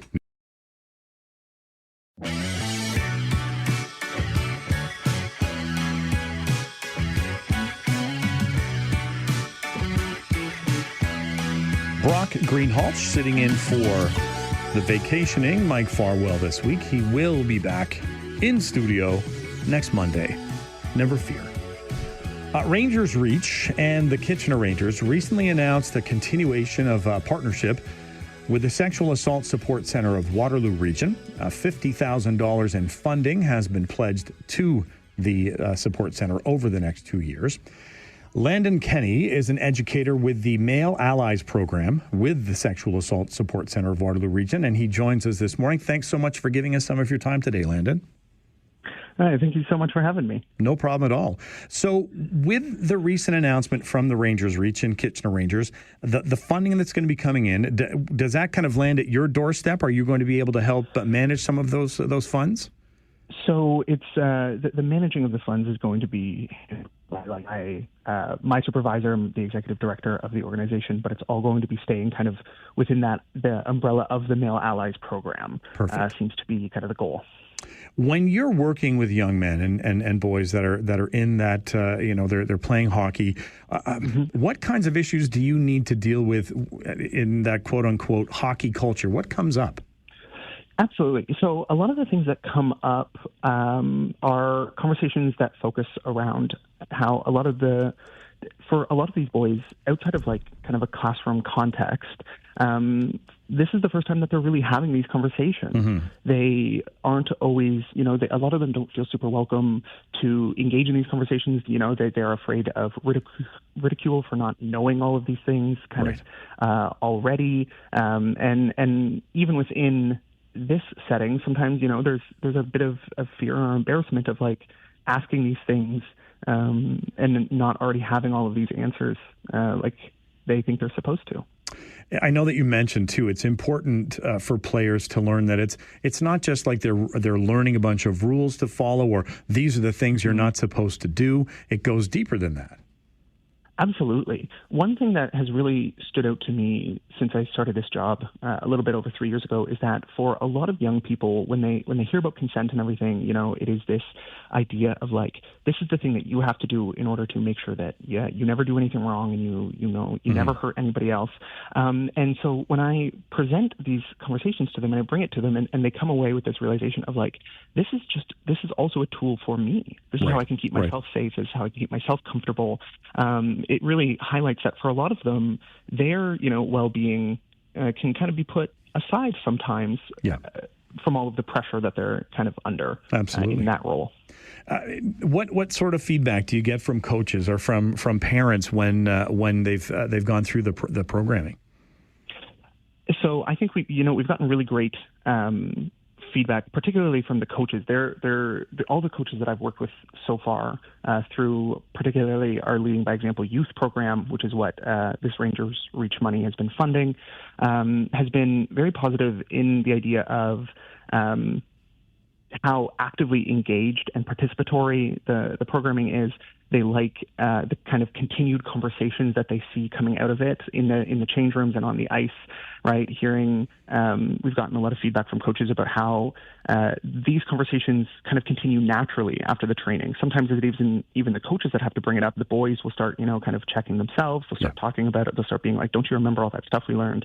Which, I think shows that it goes a lot further than just the sessions. And I know with all of the focus on the sexual assault trial for 5 former world junior players that wrapped up in June in London, decisions are going to be coming later this month. No matter what the outcome is, those stories, how do they shape your programming? Those stories, so, the most obvious kind of effect from those is that when big, high-profile stories like this are in the news, are, being talked about in workrooms, at home, kind of everywhere across the country, that has a real ripple effect on survivors within the community.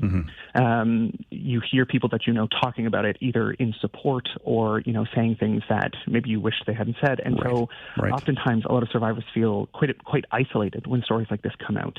They suddenly feel like, I don't really know if I can trust all the people around me because they seem to have all of these kinds of views around what it means to be a survivor. And so when these things happen, we get a big increase in the amount of calls that we see. We get a big increase in the amount of people who are looking into our counseling programs. And then as far as education goes, I think that it allows for us to present very real kind of conversations about saying, like, you know, right.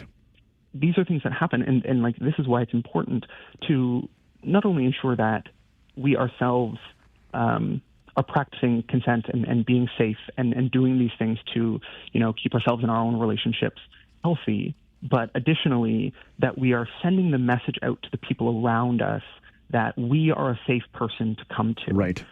I often say to these young boys, right, and they hear it from everywhere, but when you're in hockey and you're, you know, growing up in it, you kind of become leaders in the community in a sense, especially amongst your peers. And so when people look to you and have all of that, and, you know, you've taken this training, you know about all of this stuff, you can confidently talk about what you can do and what everyone can do in order to keep each other safer. I think that has a big ripple effect on, you know, the culture as a whole, communities, and particularly the youth.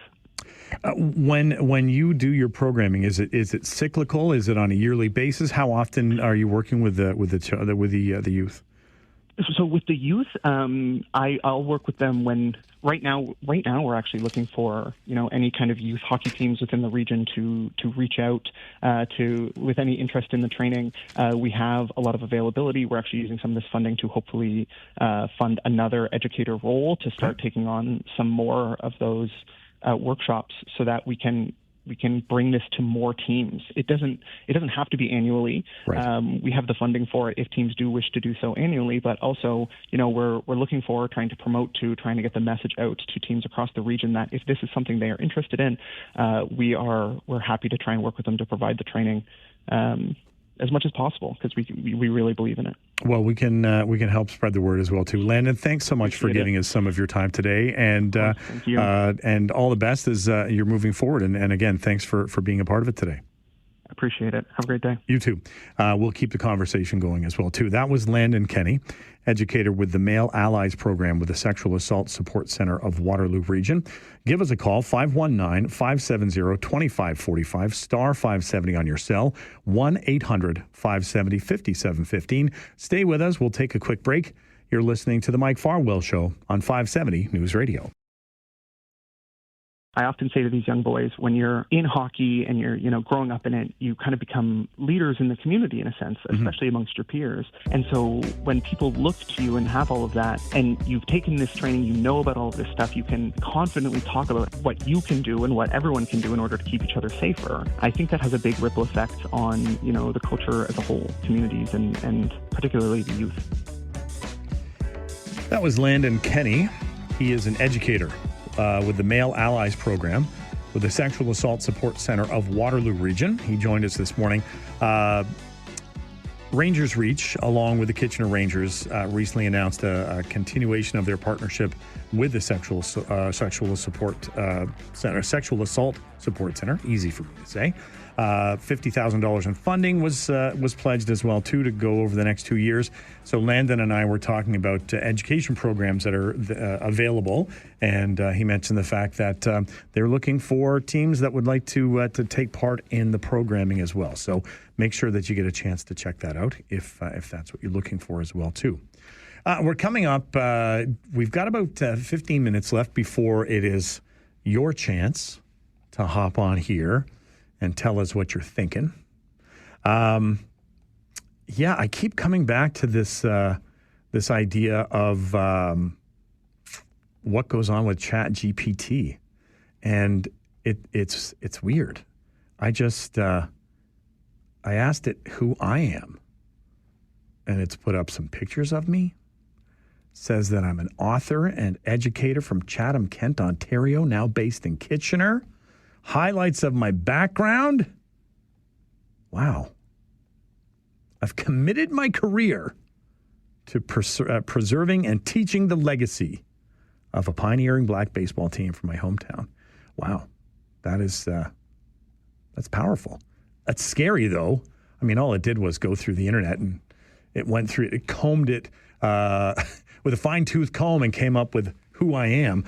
The weird thing is, though, same name, B-R-O-C, but they knocked the K off it. Same last name. There's another guy out there, same name as me. He lives in Australia, and he is high up in the PGA, Professional Golf Association over in Australia.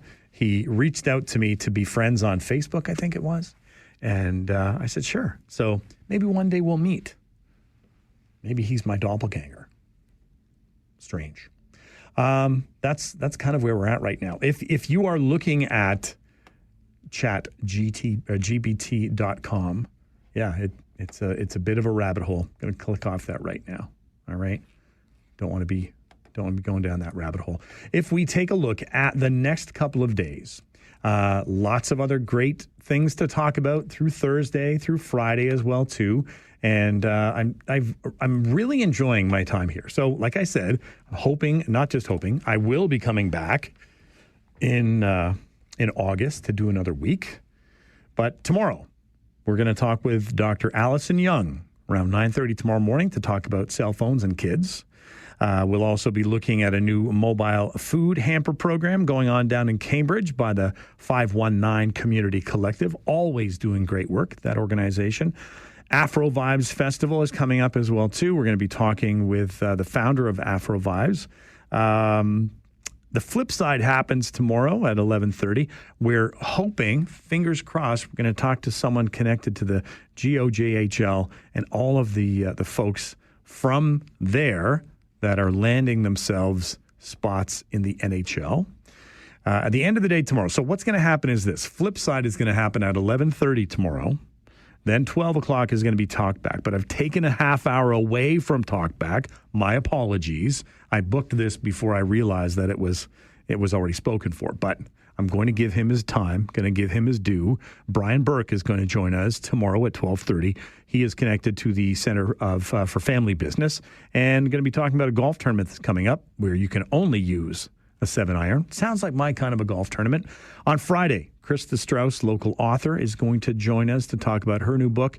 We're also going to be talking with Mary Vaccaro, who has written an article talking about how women are trapped for years in homelessness, and it often begins in their teens. We're going to continue our conversation that we had started today with Doug Craig. We're going to continue that on with Mary Vaccaro as well, too. We're going to take a look at what's happening with the Kitchener Panthers and the KW Titans. We'll look at that on Friday as well, too. Friday 4 panel is going to be coming up. We'll wrap things up on Friday with a full hour of Talkback, so you don't need to worry about that. What's the rest of your day look like? For me, got to tell you, I got to make my way to Pearson. I got to go to the YYZ today and drop off a family member. So I'm hoping by the time that I get out of here and get everything else done, traffic isn't too bad. But I know I can always tune in and see what the traffic is like going on around here. I'm not going anywhere on the trip. It's kind of it used to be when you were a kid or, if you'd never been to the airport before, it was a big deal going to the airport because it meant someone was coming to visit you or you were on your way somewhere. But me, just taking a family member to the airport, doing my part. But we'll still park. I'll walk them in. We'll drop off the luggage. We'll get them through all of those exciting things. And then I'll be back and going about my day. If it's not too bad when I get home tonight, the lawn does need some care. I've noticed that's the big thing. I had mentioned this before. I was off from April 11th and through until the end of the school year because of my knee surgery. So really, this is the first time I've been at work in 3 months. Whew. This isn't easy. I get out of here and I'm like, okay, well, what else do I have to get done in the day? I'll get there. Don't you worry. Give us a call, 519-570-2545, star 570 on your cell, 1-800-570-5715. We'll take a quick break, but please stay with us. You're listening to The Mike Farwell Show on 570 News Radio.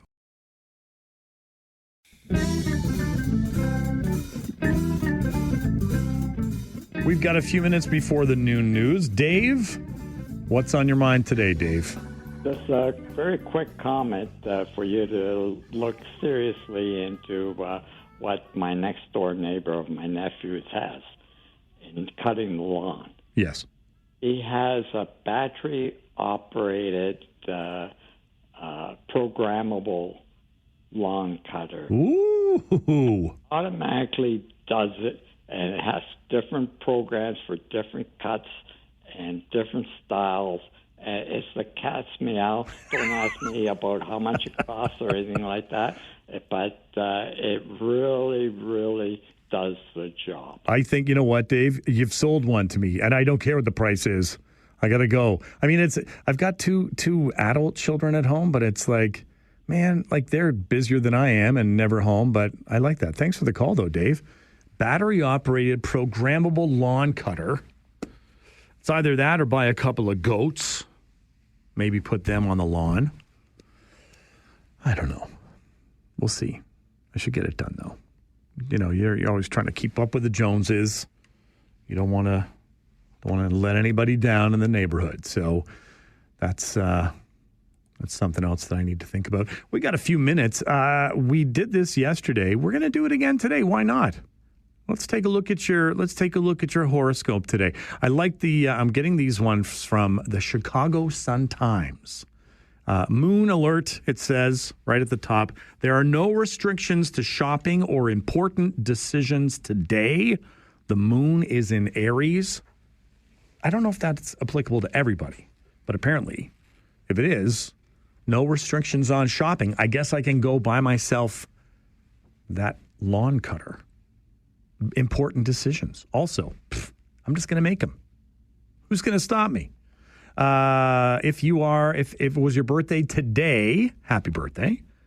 Cancer, right? That's what you would be right now. Today, you are high visibility. People notice you more than usual. Maybe it's the loud shirt. They're impressed with your optimism and your can-do attitude. Don't hesitate to make suggestions about shared property or ways to improve agreements about shared responsibilities. You have financial savvy, and others know this. This brings up a good point. The fence between me and my neighbor needs to be fixed, so maybe this is the day we have the conversation. Don't hesitate to make suggestions about shared property. I think that's what it means.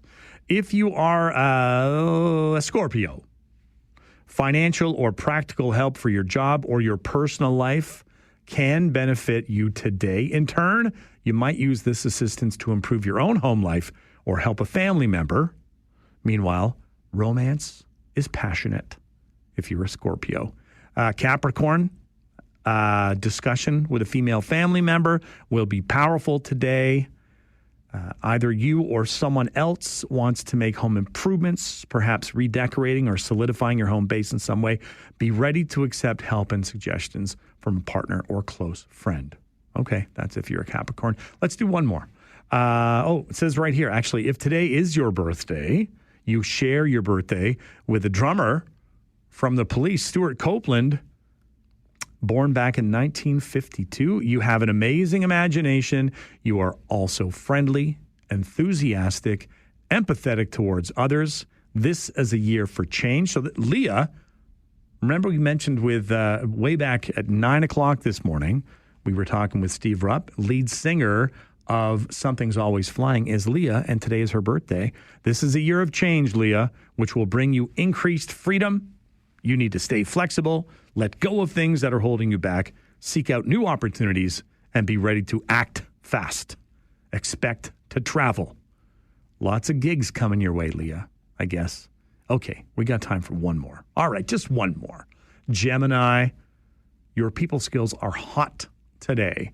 Not only will you relate well to friends, as well as groups and organizations, you'll be convincing in financial discussions with someone, or perhaps you will persuade someone to see your point of view in broader issues related to politics, maybe even religion. Two things you probably don't, I don't know, just stay away from those ones. Give us a call. It's almost your turn. 519-570-2545. Star 570 on your cell. 1-800-570-5715. Talkback happens after the noon news, so stay with us. You're listening to The Mike Farwell Show on 570 News Radio. Take out the papers and the trash, or you don't get no spending cash. If you don't scrub that kitchen floor, you ain't gonna rock and roll no more. Yakety yak. Don't talk back. Just finish cleaning up your room. Let's see that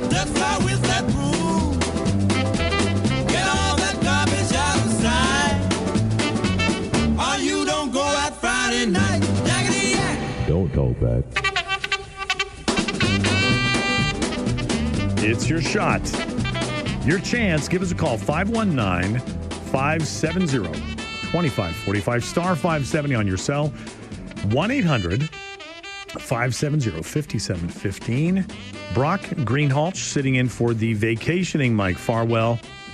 But it's still the 12 o'clock Talkback Hour. You can rant, you can rave, you can smile, you can frown. We tell us what's going on. Grant, what is on your mind today? What's happening? Well, you had a couple of callers, I think, called a couple of days ago about feeling sorry for Mr. Mitch Marner. Oh, too bad. What?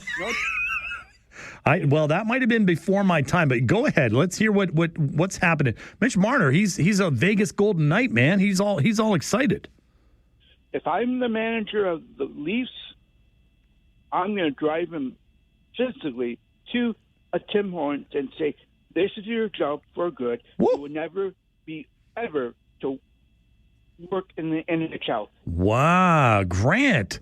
One, these players seem to think they can drag their butts around and still get big money. Well, he's got lots of big money.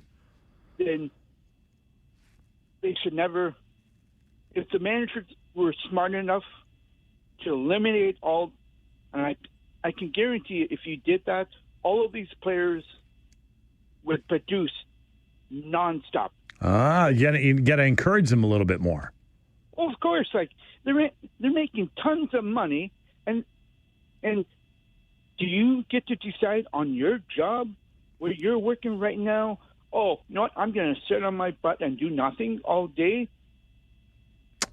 Well, probably not. No, but you know what he can do? He can sit on his butt all day in the hot, dry desert heat of Vegas. But I appreciate the call, Grant, and I know people are mad. You know, he didn't come through. He didn't do what he was supposed to do when he got to the playoffs year after year after year. So they said enough is enough. We don't want to have anything more to do with you. Mitch Marner over to the Golden Knights. Do you kind of get the feeling that he might win a Stanley Cup over there in Vegas? You imagine if that happened. Sean, what's on your mind today? Hi. Well, I was thinking about something. We have some people at work who are not originally from Canada, and last weekend they were pulled over by the police for, like a very minor infraction. Mm-hmm. And she was happened to say, like, they were absolutely terrified. And I'm thinking, okay, what is it like in your home country where you're that terrified of the police? I'm thinking maybe our police need to do some outreach to some of these immigrant communities to let them know that they're not like the police in their home country. Mm-hmm. That you don't have to fear Canadian police like maybe they do back home. Interesting point. Thanks, Sean, for calling in with that. Yeah, it's. I was on. A friend of mine is a detective in Toronto, and interestingly enough, he has been on a couple of trips. Going back 15 years ago, he was in Afghanistan, and the organization that he works with goes into countries and helps to reestablish or reinstate or build up local police forces. So he was doing that in Afghanistan. I reached out to him last week, said, do you want to be on the show this week to talk about what you're up to? And he said, we'll see how everything's going. I'm busy. He said, I've just come out of the Ukraine.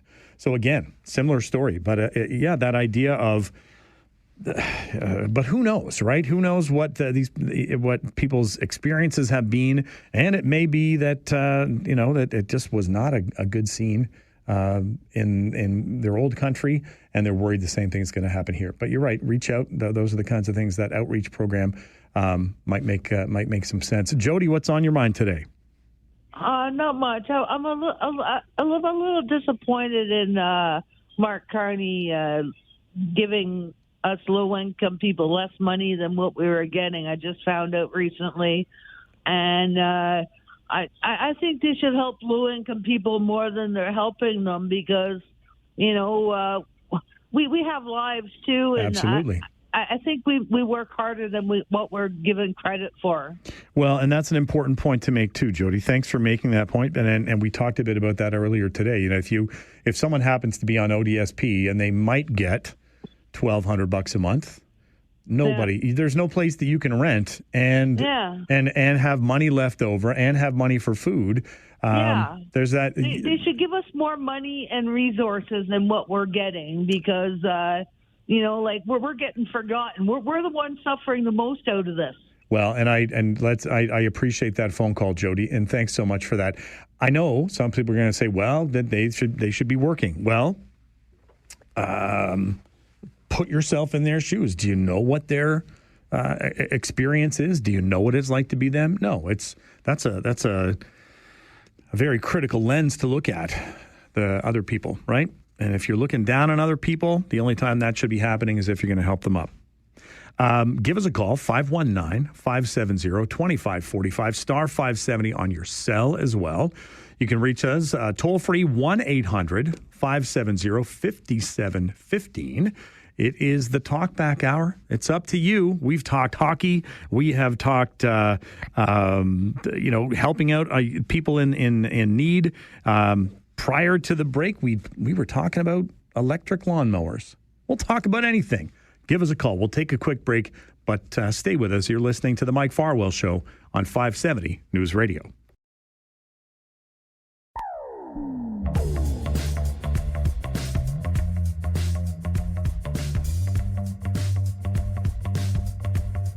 Brock Greenhalgh sitting in for Mike Farwell this week. He will be back on Monday. We're trying to keep things as close to normal as possible, if that is such a thing. It's the Talkback Hour right now. Kyle, you have been patiently waiting. What's on your mind? Well, when I call in, I don't think that's really normal. I'm a pretty weird one. But I think, you know what, you're talking about a lawnmower and this electric lawnmower. Don't get electric. You know, you have to get goats. Goats, yeah, right. Easy. You just put them in the backyard. They are fed all day, and then they're easy going. You don't have to worry about it, and they automatically will cut the lawn for you no matter what. Right? I love that. And I guess if I feed them, then later on they feed me. That's why we should get rid of cows, because they're producing more greenhouse gases than any other thing in the world. Did you say? Cows. Okay, all right. No, I thought you said Greenhalgh gas emissions, Kyle. I you know what? You can blame me all you like, but the Greenhalgh gas emissions are nowhere near the problem that everybody says they are. Tom, what's on your mind today? Hi, how are you? So far, so good. And you? Pretty good. The thing is, they've been also making this deal about tariffs with the states. Now, his problem is not a problem. He wants to take over Canada. Now, you're saying him, you mean his meaning Trump? Yeah, Trump. Okay, yep. This is his idea. It's got nothing to do with tariffs. This is one way to put us under. So this is where they should be doing their calculations and their meetings with. But instead, we have to have a 10%, a 15%, nothing. And the number one thing in Canada is not about the industry or anything else. It's the fires. Right. The fires. That's. I think you called in before, Tom, and I know that we keep coming back to that. The fires. I appreciate the phone call. Taking over Canada. Does he want a country that's on fire? I don't know. Conservative Charlie. Strangely enough, I wonder what angle you might be taking. Conservative Charlie, what's on your mind today? Well, you just mentioned hockey. Yes. And, Brock, Mike Farwell, he usually frowns on giving kudos to the Montreal Canadiens. Oh, see? This is what happens, right? You can say it. It's not. I'm not going to put you in jackwagon jail now. Yeah, Mike might put you. Canadiens, they're an iconic franchise, Brock. Yes. Montreal Canadian fans, they like the Montreal Canadiens because they are the Montreal Canadiens. So, Brock, if Mike is listening, have a toast to the Montreal Canadiens. I think you'll feel better, Mike. And one other thing, Brock. Yes. Here's one of Mike Farwell's best-known secrets. I'm going to let it out of the bag right here. And he got cut up. I don't know what that was. What he was going to say, his phone dropped. I don't know if we want to know secrets about Mike Farwell. I know he gets mad when those words are said, but yeah, I'm okay. When he comes back next week, maybe he's going to slap me on the hand. I don't know, but it's been said a few times. I was counting the number of times Conservative Charlie can say those two words in a little 30-second segment. Well done, Conservative Charlie. Well played. Let me tell you, we've used the analogy before of the teacher and the supply teacher. Conservative Charlie's that kid in the back corner. Oh, he's called back. Conservative Charlie's sitting in the back corner. He does all his homework, but he's always got a little snide comment to make. Coming up, as we said, it's still the Talkback Hour, right? Still your chance to get on here. You can rant, you can rave, you can smile, you can frown. If you want to say those two words that Conservative Charlie said, I'm okay with that. You're going to have to answer to the teacher next week because I'm going to tell him in my supply teacher notes all of the people that have been put in jackwagon jail, all of the people that have been banned from being online, from sharing their views. And people are like, what the heck? Tell you what, it's like this. It's my sandbox. You're welcome to play in my sandbox, but if you don't follow the rules, out you go. You're banned from the sandbox. Give us a call, 519-570-2545, star 570 on your cell. You can also reach us at 1-800-570-5715. We will take another break, but we got lots of time for more of your phone calls. You can give us a call back. And you can rant, like I said, you can rave. Give us your feedback. I know some of you have been sitting on something for a long time. You want to shake your fist at the clouds, and we'll give you that chance. Stay with us. You're listening to the Mike Farwell Show on 570 News Radio.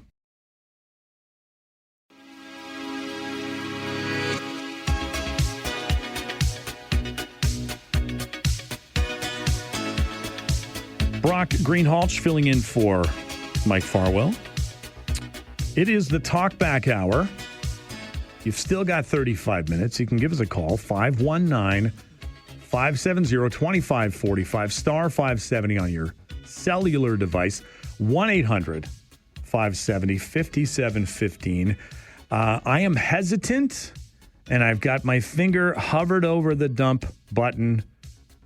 Conservative Charlie, you have this much rope. Oh, thank you, Brock. I appreciate that. I got to apologize for my phone went dead for a minute. No problem. I have an overrated, overpriced, and overhyped and underachieving liberal telephone, but that's my fault. But, Brock... You can trade that in for a conservative one, you know. I think I'm going to. All right. I was going to tell you about Mike Farwell's best-known secret. And this is first off the press here. Does he even know?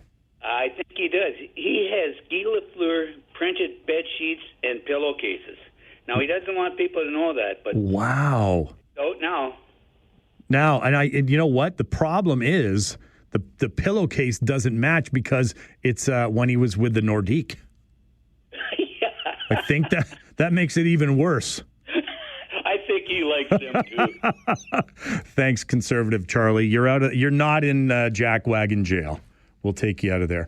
Francis, what's on your mind today?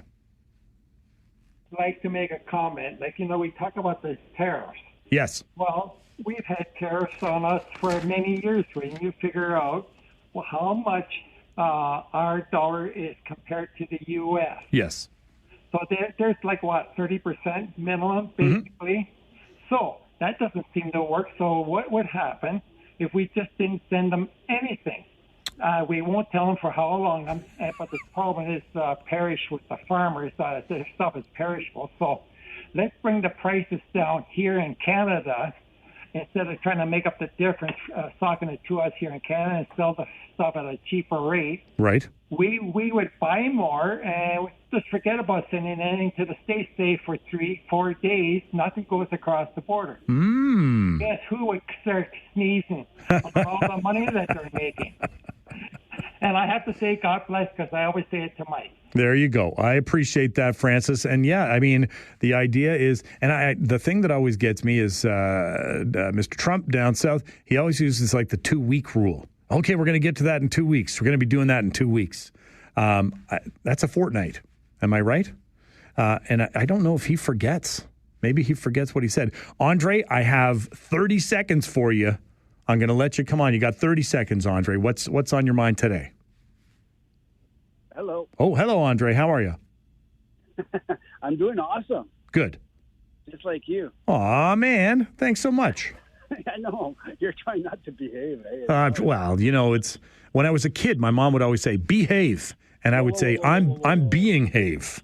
I listen every day now. And when I do my chores, I got 5 Googles. And you said, I think it was yesterday, the day before, that you look in the mirror, and I just found out you're a couple months older than me. Oh, and, you're kind of like 10. Well, my wife says I'm a 10-year-old, so I that's how I act. Mm-hmm. You're very good because my wife says all men are like 10. So, but she married one of them at least. That's good. Correct. Oh, she's amazing. Her backbone is Swiss, so I can't go wrong. You can't even spit gum on the road. Like seriously. I hear you. Yeah. So I was checking because, like, I thought you were smarter than a grade 5. I'm supposed to be, but not always. Okay. And then Mr. David Drew, who I really wanted him to be prime minister, but yes. He's too tired for that stuff. He just likes to talk. But great man. And he asked you a question, like, who would you want if you were in a biker bar? Right. Right? And who did you choose? I think I said Fatu. Okay. Yes. Oh, no, because last time me was Hulk Hogan, all that stuff. Yeah, no. But, no, right? no. But, yeah, I don't. But I thought you guys would have been smarter and say something more like a female.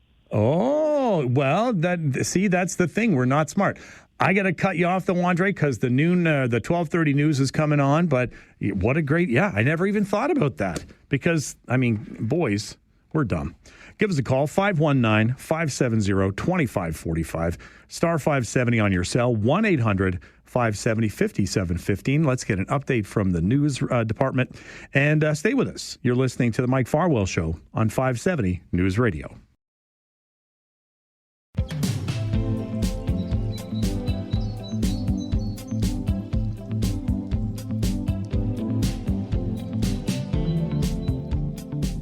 Brock Greenhalgh filling in for the vacationing Mike Farwell.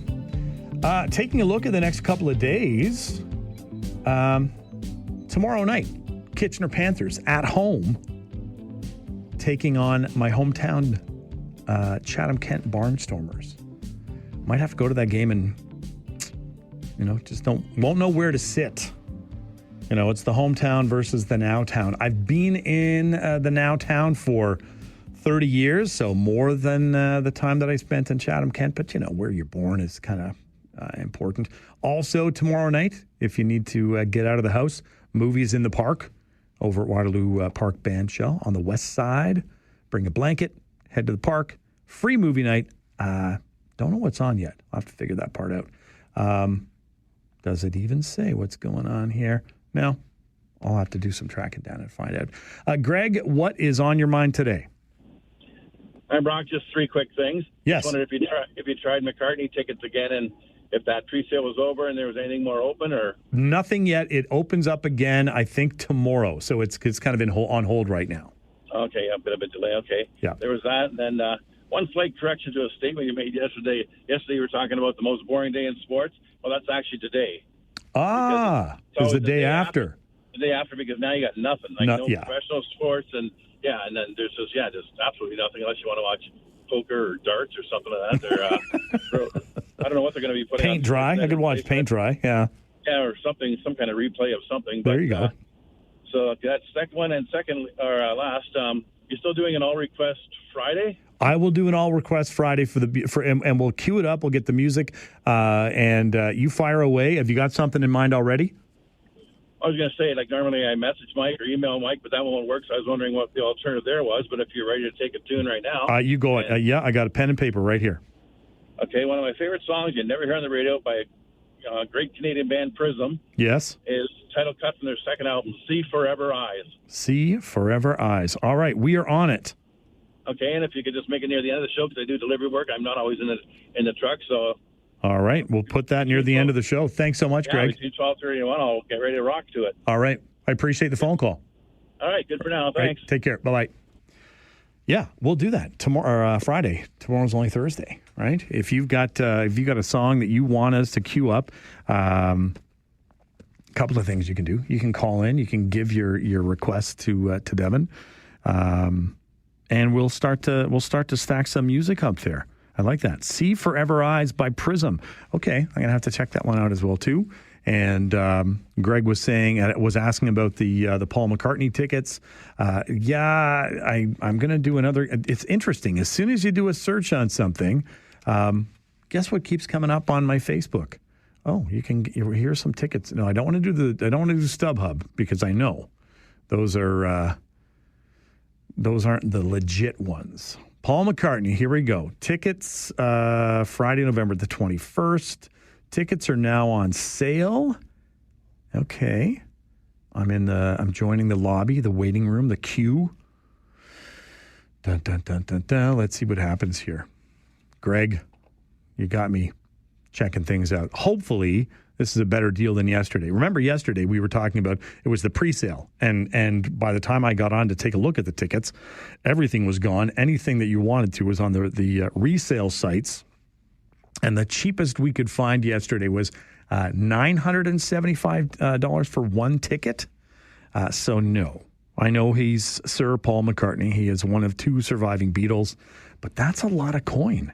And what we were talking about yesterday was, you'd be able to, you can see them. No, it's still showing me the only tickets available are right on the floor. Floor tickets and VIP packages. Floor, here we go. One ticket, $1,800. So if you want to take a friend, you're looking at $3,720. Nope, I'll pass on that. So what I had suggested, because it was Mark who had also called in yesterday to talk about Paul McCartney, I think we're going to be roadies. We'll maybe just sign up, volunteer to help carry gear around that night. And then Afif and I are going to, I don't want to speak for Afif, but I know what I'm going to do. I'm going to put in my application as a volunteer at the World Cup games in Toronto, and we'll see what happens. And Afif, if you're listening, again, check out FIFA volunteers. I think it's just .com. You can check that out. And tomorrow, Kitchener Panthers game. I'm quickly looking at the Intercounty Baseball League standings. Chatham-Kent, hometown, 15 wins, 12 losses. They're in fourth place. Got to scroll down. Ooh, Kitchener, 8 out of 9 teams. 9 wins, 19 losses. That's okay. Okay, we'll keep things going, right? We'll see what happens. There's still a few games left to play, and we'll make that happen. If you have been waiting for your chance to call in, this is your chance. 519-570-2545, star 570 on your cell, 1-800-570-5715. We'll take another quick break. When we come back, we'll have some time. And I'm going to have a chance to chat with Afif when we get back as well, too. But give us a shout. Whatever's on your mind. You're listening to the Mike Farwell Show on 570 News Radio.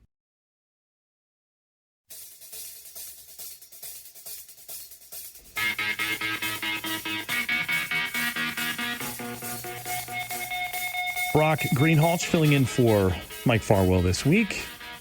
Afif, what do you think? Are you going to join me? Are you going to volunteer? Absolutely, man. All right. $2,500 for a ticket is insane. Yeah, that's... I'm absolutely going to join you. All right, I like that. I'm looking at the email right now. It says, Dear Brock, welcome to the FIFA volunteer community. Your email address is verified. You're almost good to go. I've got to click it, and it's a bit of a step, I think, after that. You got to complete the volunteer profile. You'll be able to apply for current volunteering opportunities, on and on and on. So it's worth a shot. I mean, you can follow them on Instagram as well. at FIFA Volunteer. So let's see what happens, man. Perfect. Yeah, I'd love to do that because rather than spending like $2,500 and also you're gonna get like the nosebleed seats. Oh yeah. It's impossible to like see everything. No, and you're there for one game. Now this one said you have to commit to 9 volunteer shifts. I don't know how long the shifts are, but we'll see. It's worth it. It's worth looking into anyway. That would be awesome. All right, we'll see what happens. We'll get our applications in, and I think they start making kind of a short list in September, and then they'll announce who their volunteers. I'm sure they're getting more applications than they need, but you never know unless you give it a try. Exactly, and hopefully I'll see you there. That sounds good to me. If you take care. You too. Thanks for calling in, Ron. You've been a patient man as well too. Ron, what's on your mind today? Not much. Well, nice talking to you. I usually call in once in a while to Mike and just, talk about things. But I got a question actually for you, and also I got a request. So maybe I should do the request first for Friday. All right. Friday request. What have you got, Ron? Well, I was going to say Boston, More Than a Feeling. Ooh, all right. Boston, More Than a Feeling. I'm just writing this down. The thing is, my mom loves that song, got me kind of hooked in the song. So very cool. Yeah. So the question I have for you is, what did you have done on your leg? Was it knee surgery? Or so 20 years ago, I tore the ACL, and over the next 20 years, I ended up with osteoarthritis in my left knee, and I met with some surgeons in town. They were like, wait until you're 65. And I said, you know what, we can retire soon. I want to be able to travel and be in not as much discomfort. I found a surgeon at North York General, and I met with him last September and then managed to get in, and it was a full knee replacement, my left knee. I've had nothing but great things to say about the surgeon, and the recovery's been great as well too. So anybody who's out there and you're a little worried about it, or you're hesitant, I'm going to tell you, don't be hesitant.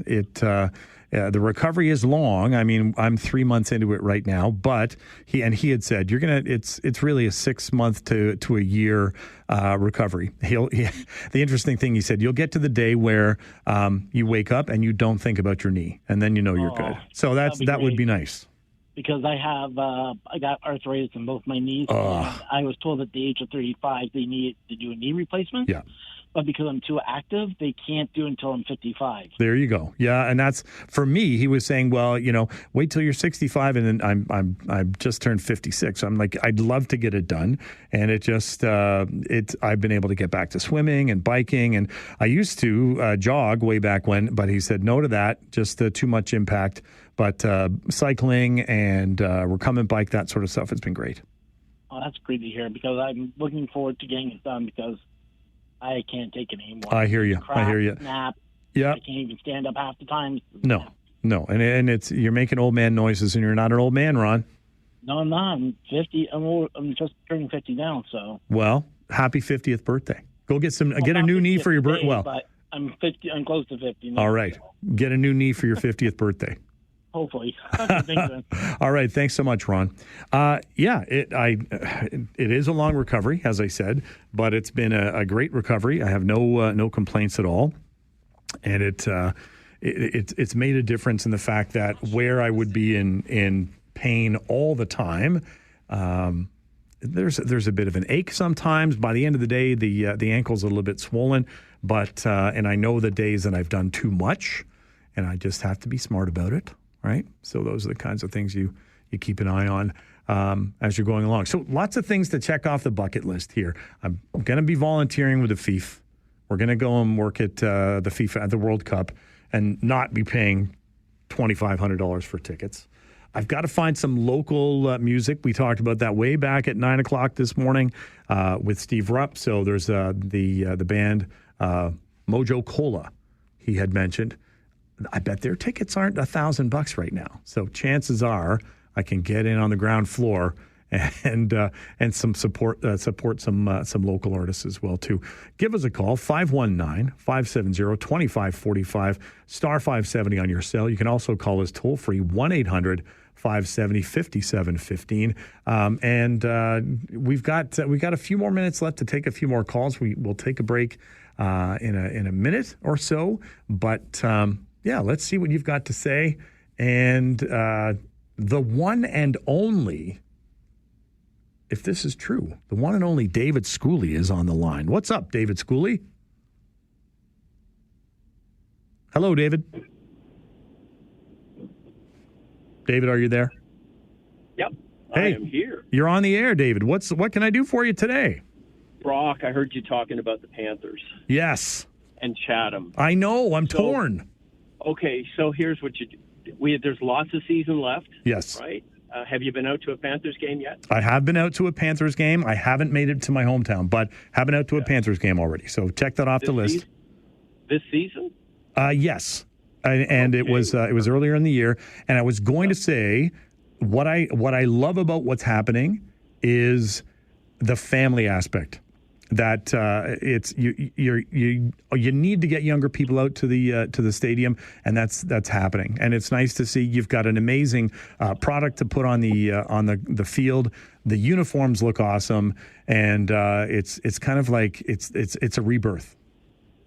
Good. You know what? We're getting great feedback, and our GM Shanif Hirani is doing a great job. You know what? There's lots of season left. Like I said, there's lots of season left, and I was just thinking, if you wanted to volunteer, you could always volunteer at the Panthers, or we have lots of opportunities to volunteer at the Titans. All right. You know what? And I'm there. If I can get involved, I will do that. And I can bring some friends along as well too, David. And actually, Shanif and I are going to speak on Friday. We're gonna chat about all things Titans and all things Panthers as well too. But right. So I'll be there. Make sure you grill him. Are we getting some? I think we might be on the verge of some new trays or something. Oh, all right. Stuff. Yeah. We don't want to let the cat out of the bag just yet, but no, of course not. No. So you know what, Brock, take care and come on out to it. We're playing tomorrow night at 7:30 at Jack Couch Park. I'll be there, and I'm going to make sure that some friends come along with me as well too, David. Perfect. All right, Thanks, Brock. you take care. That was David Schooley. He is he's got his hand in everything going on with Waterloo Region sports and entertainment, the Panthers and the Titans as well too. And it's great that he gave us a call. Let's take a quick break. You're listening to the Mike Farwell Show on 570 News Radio.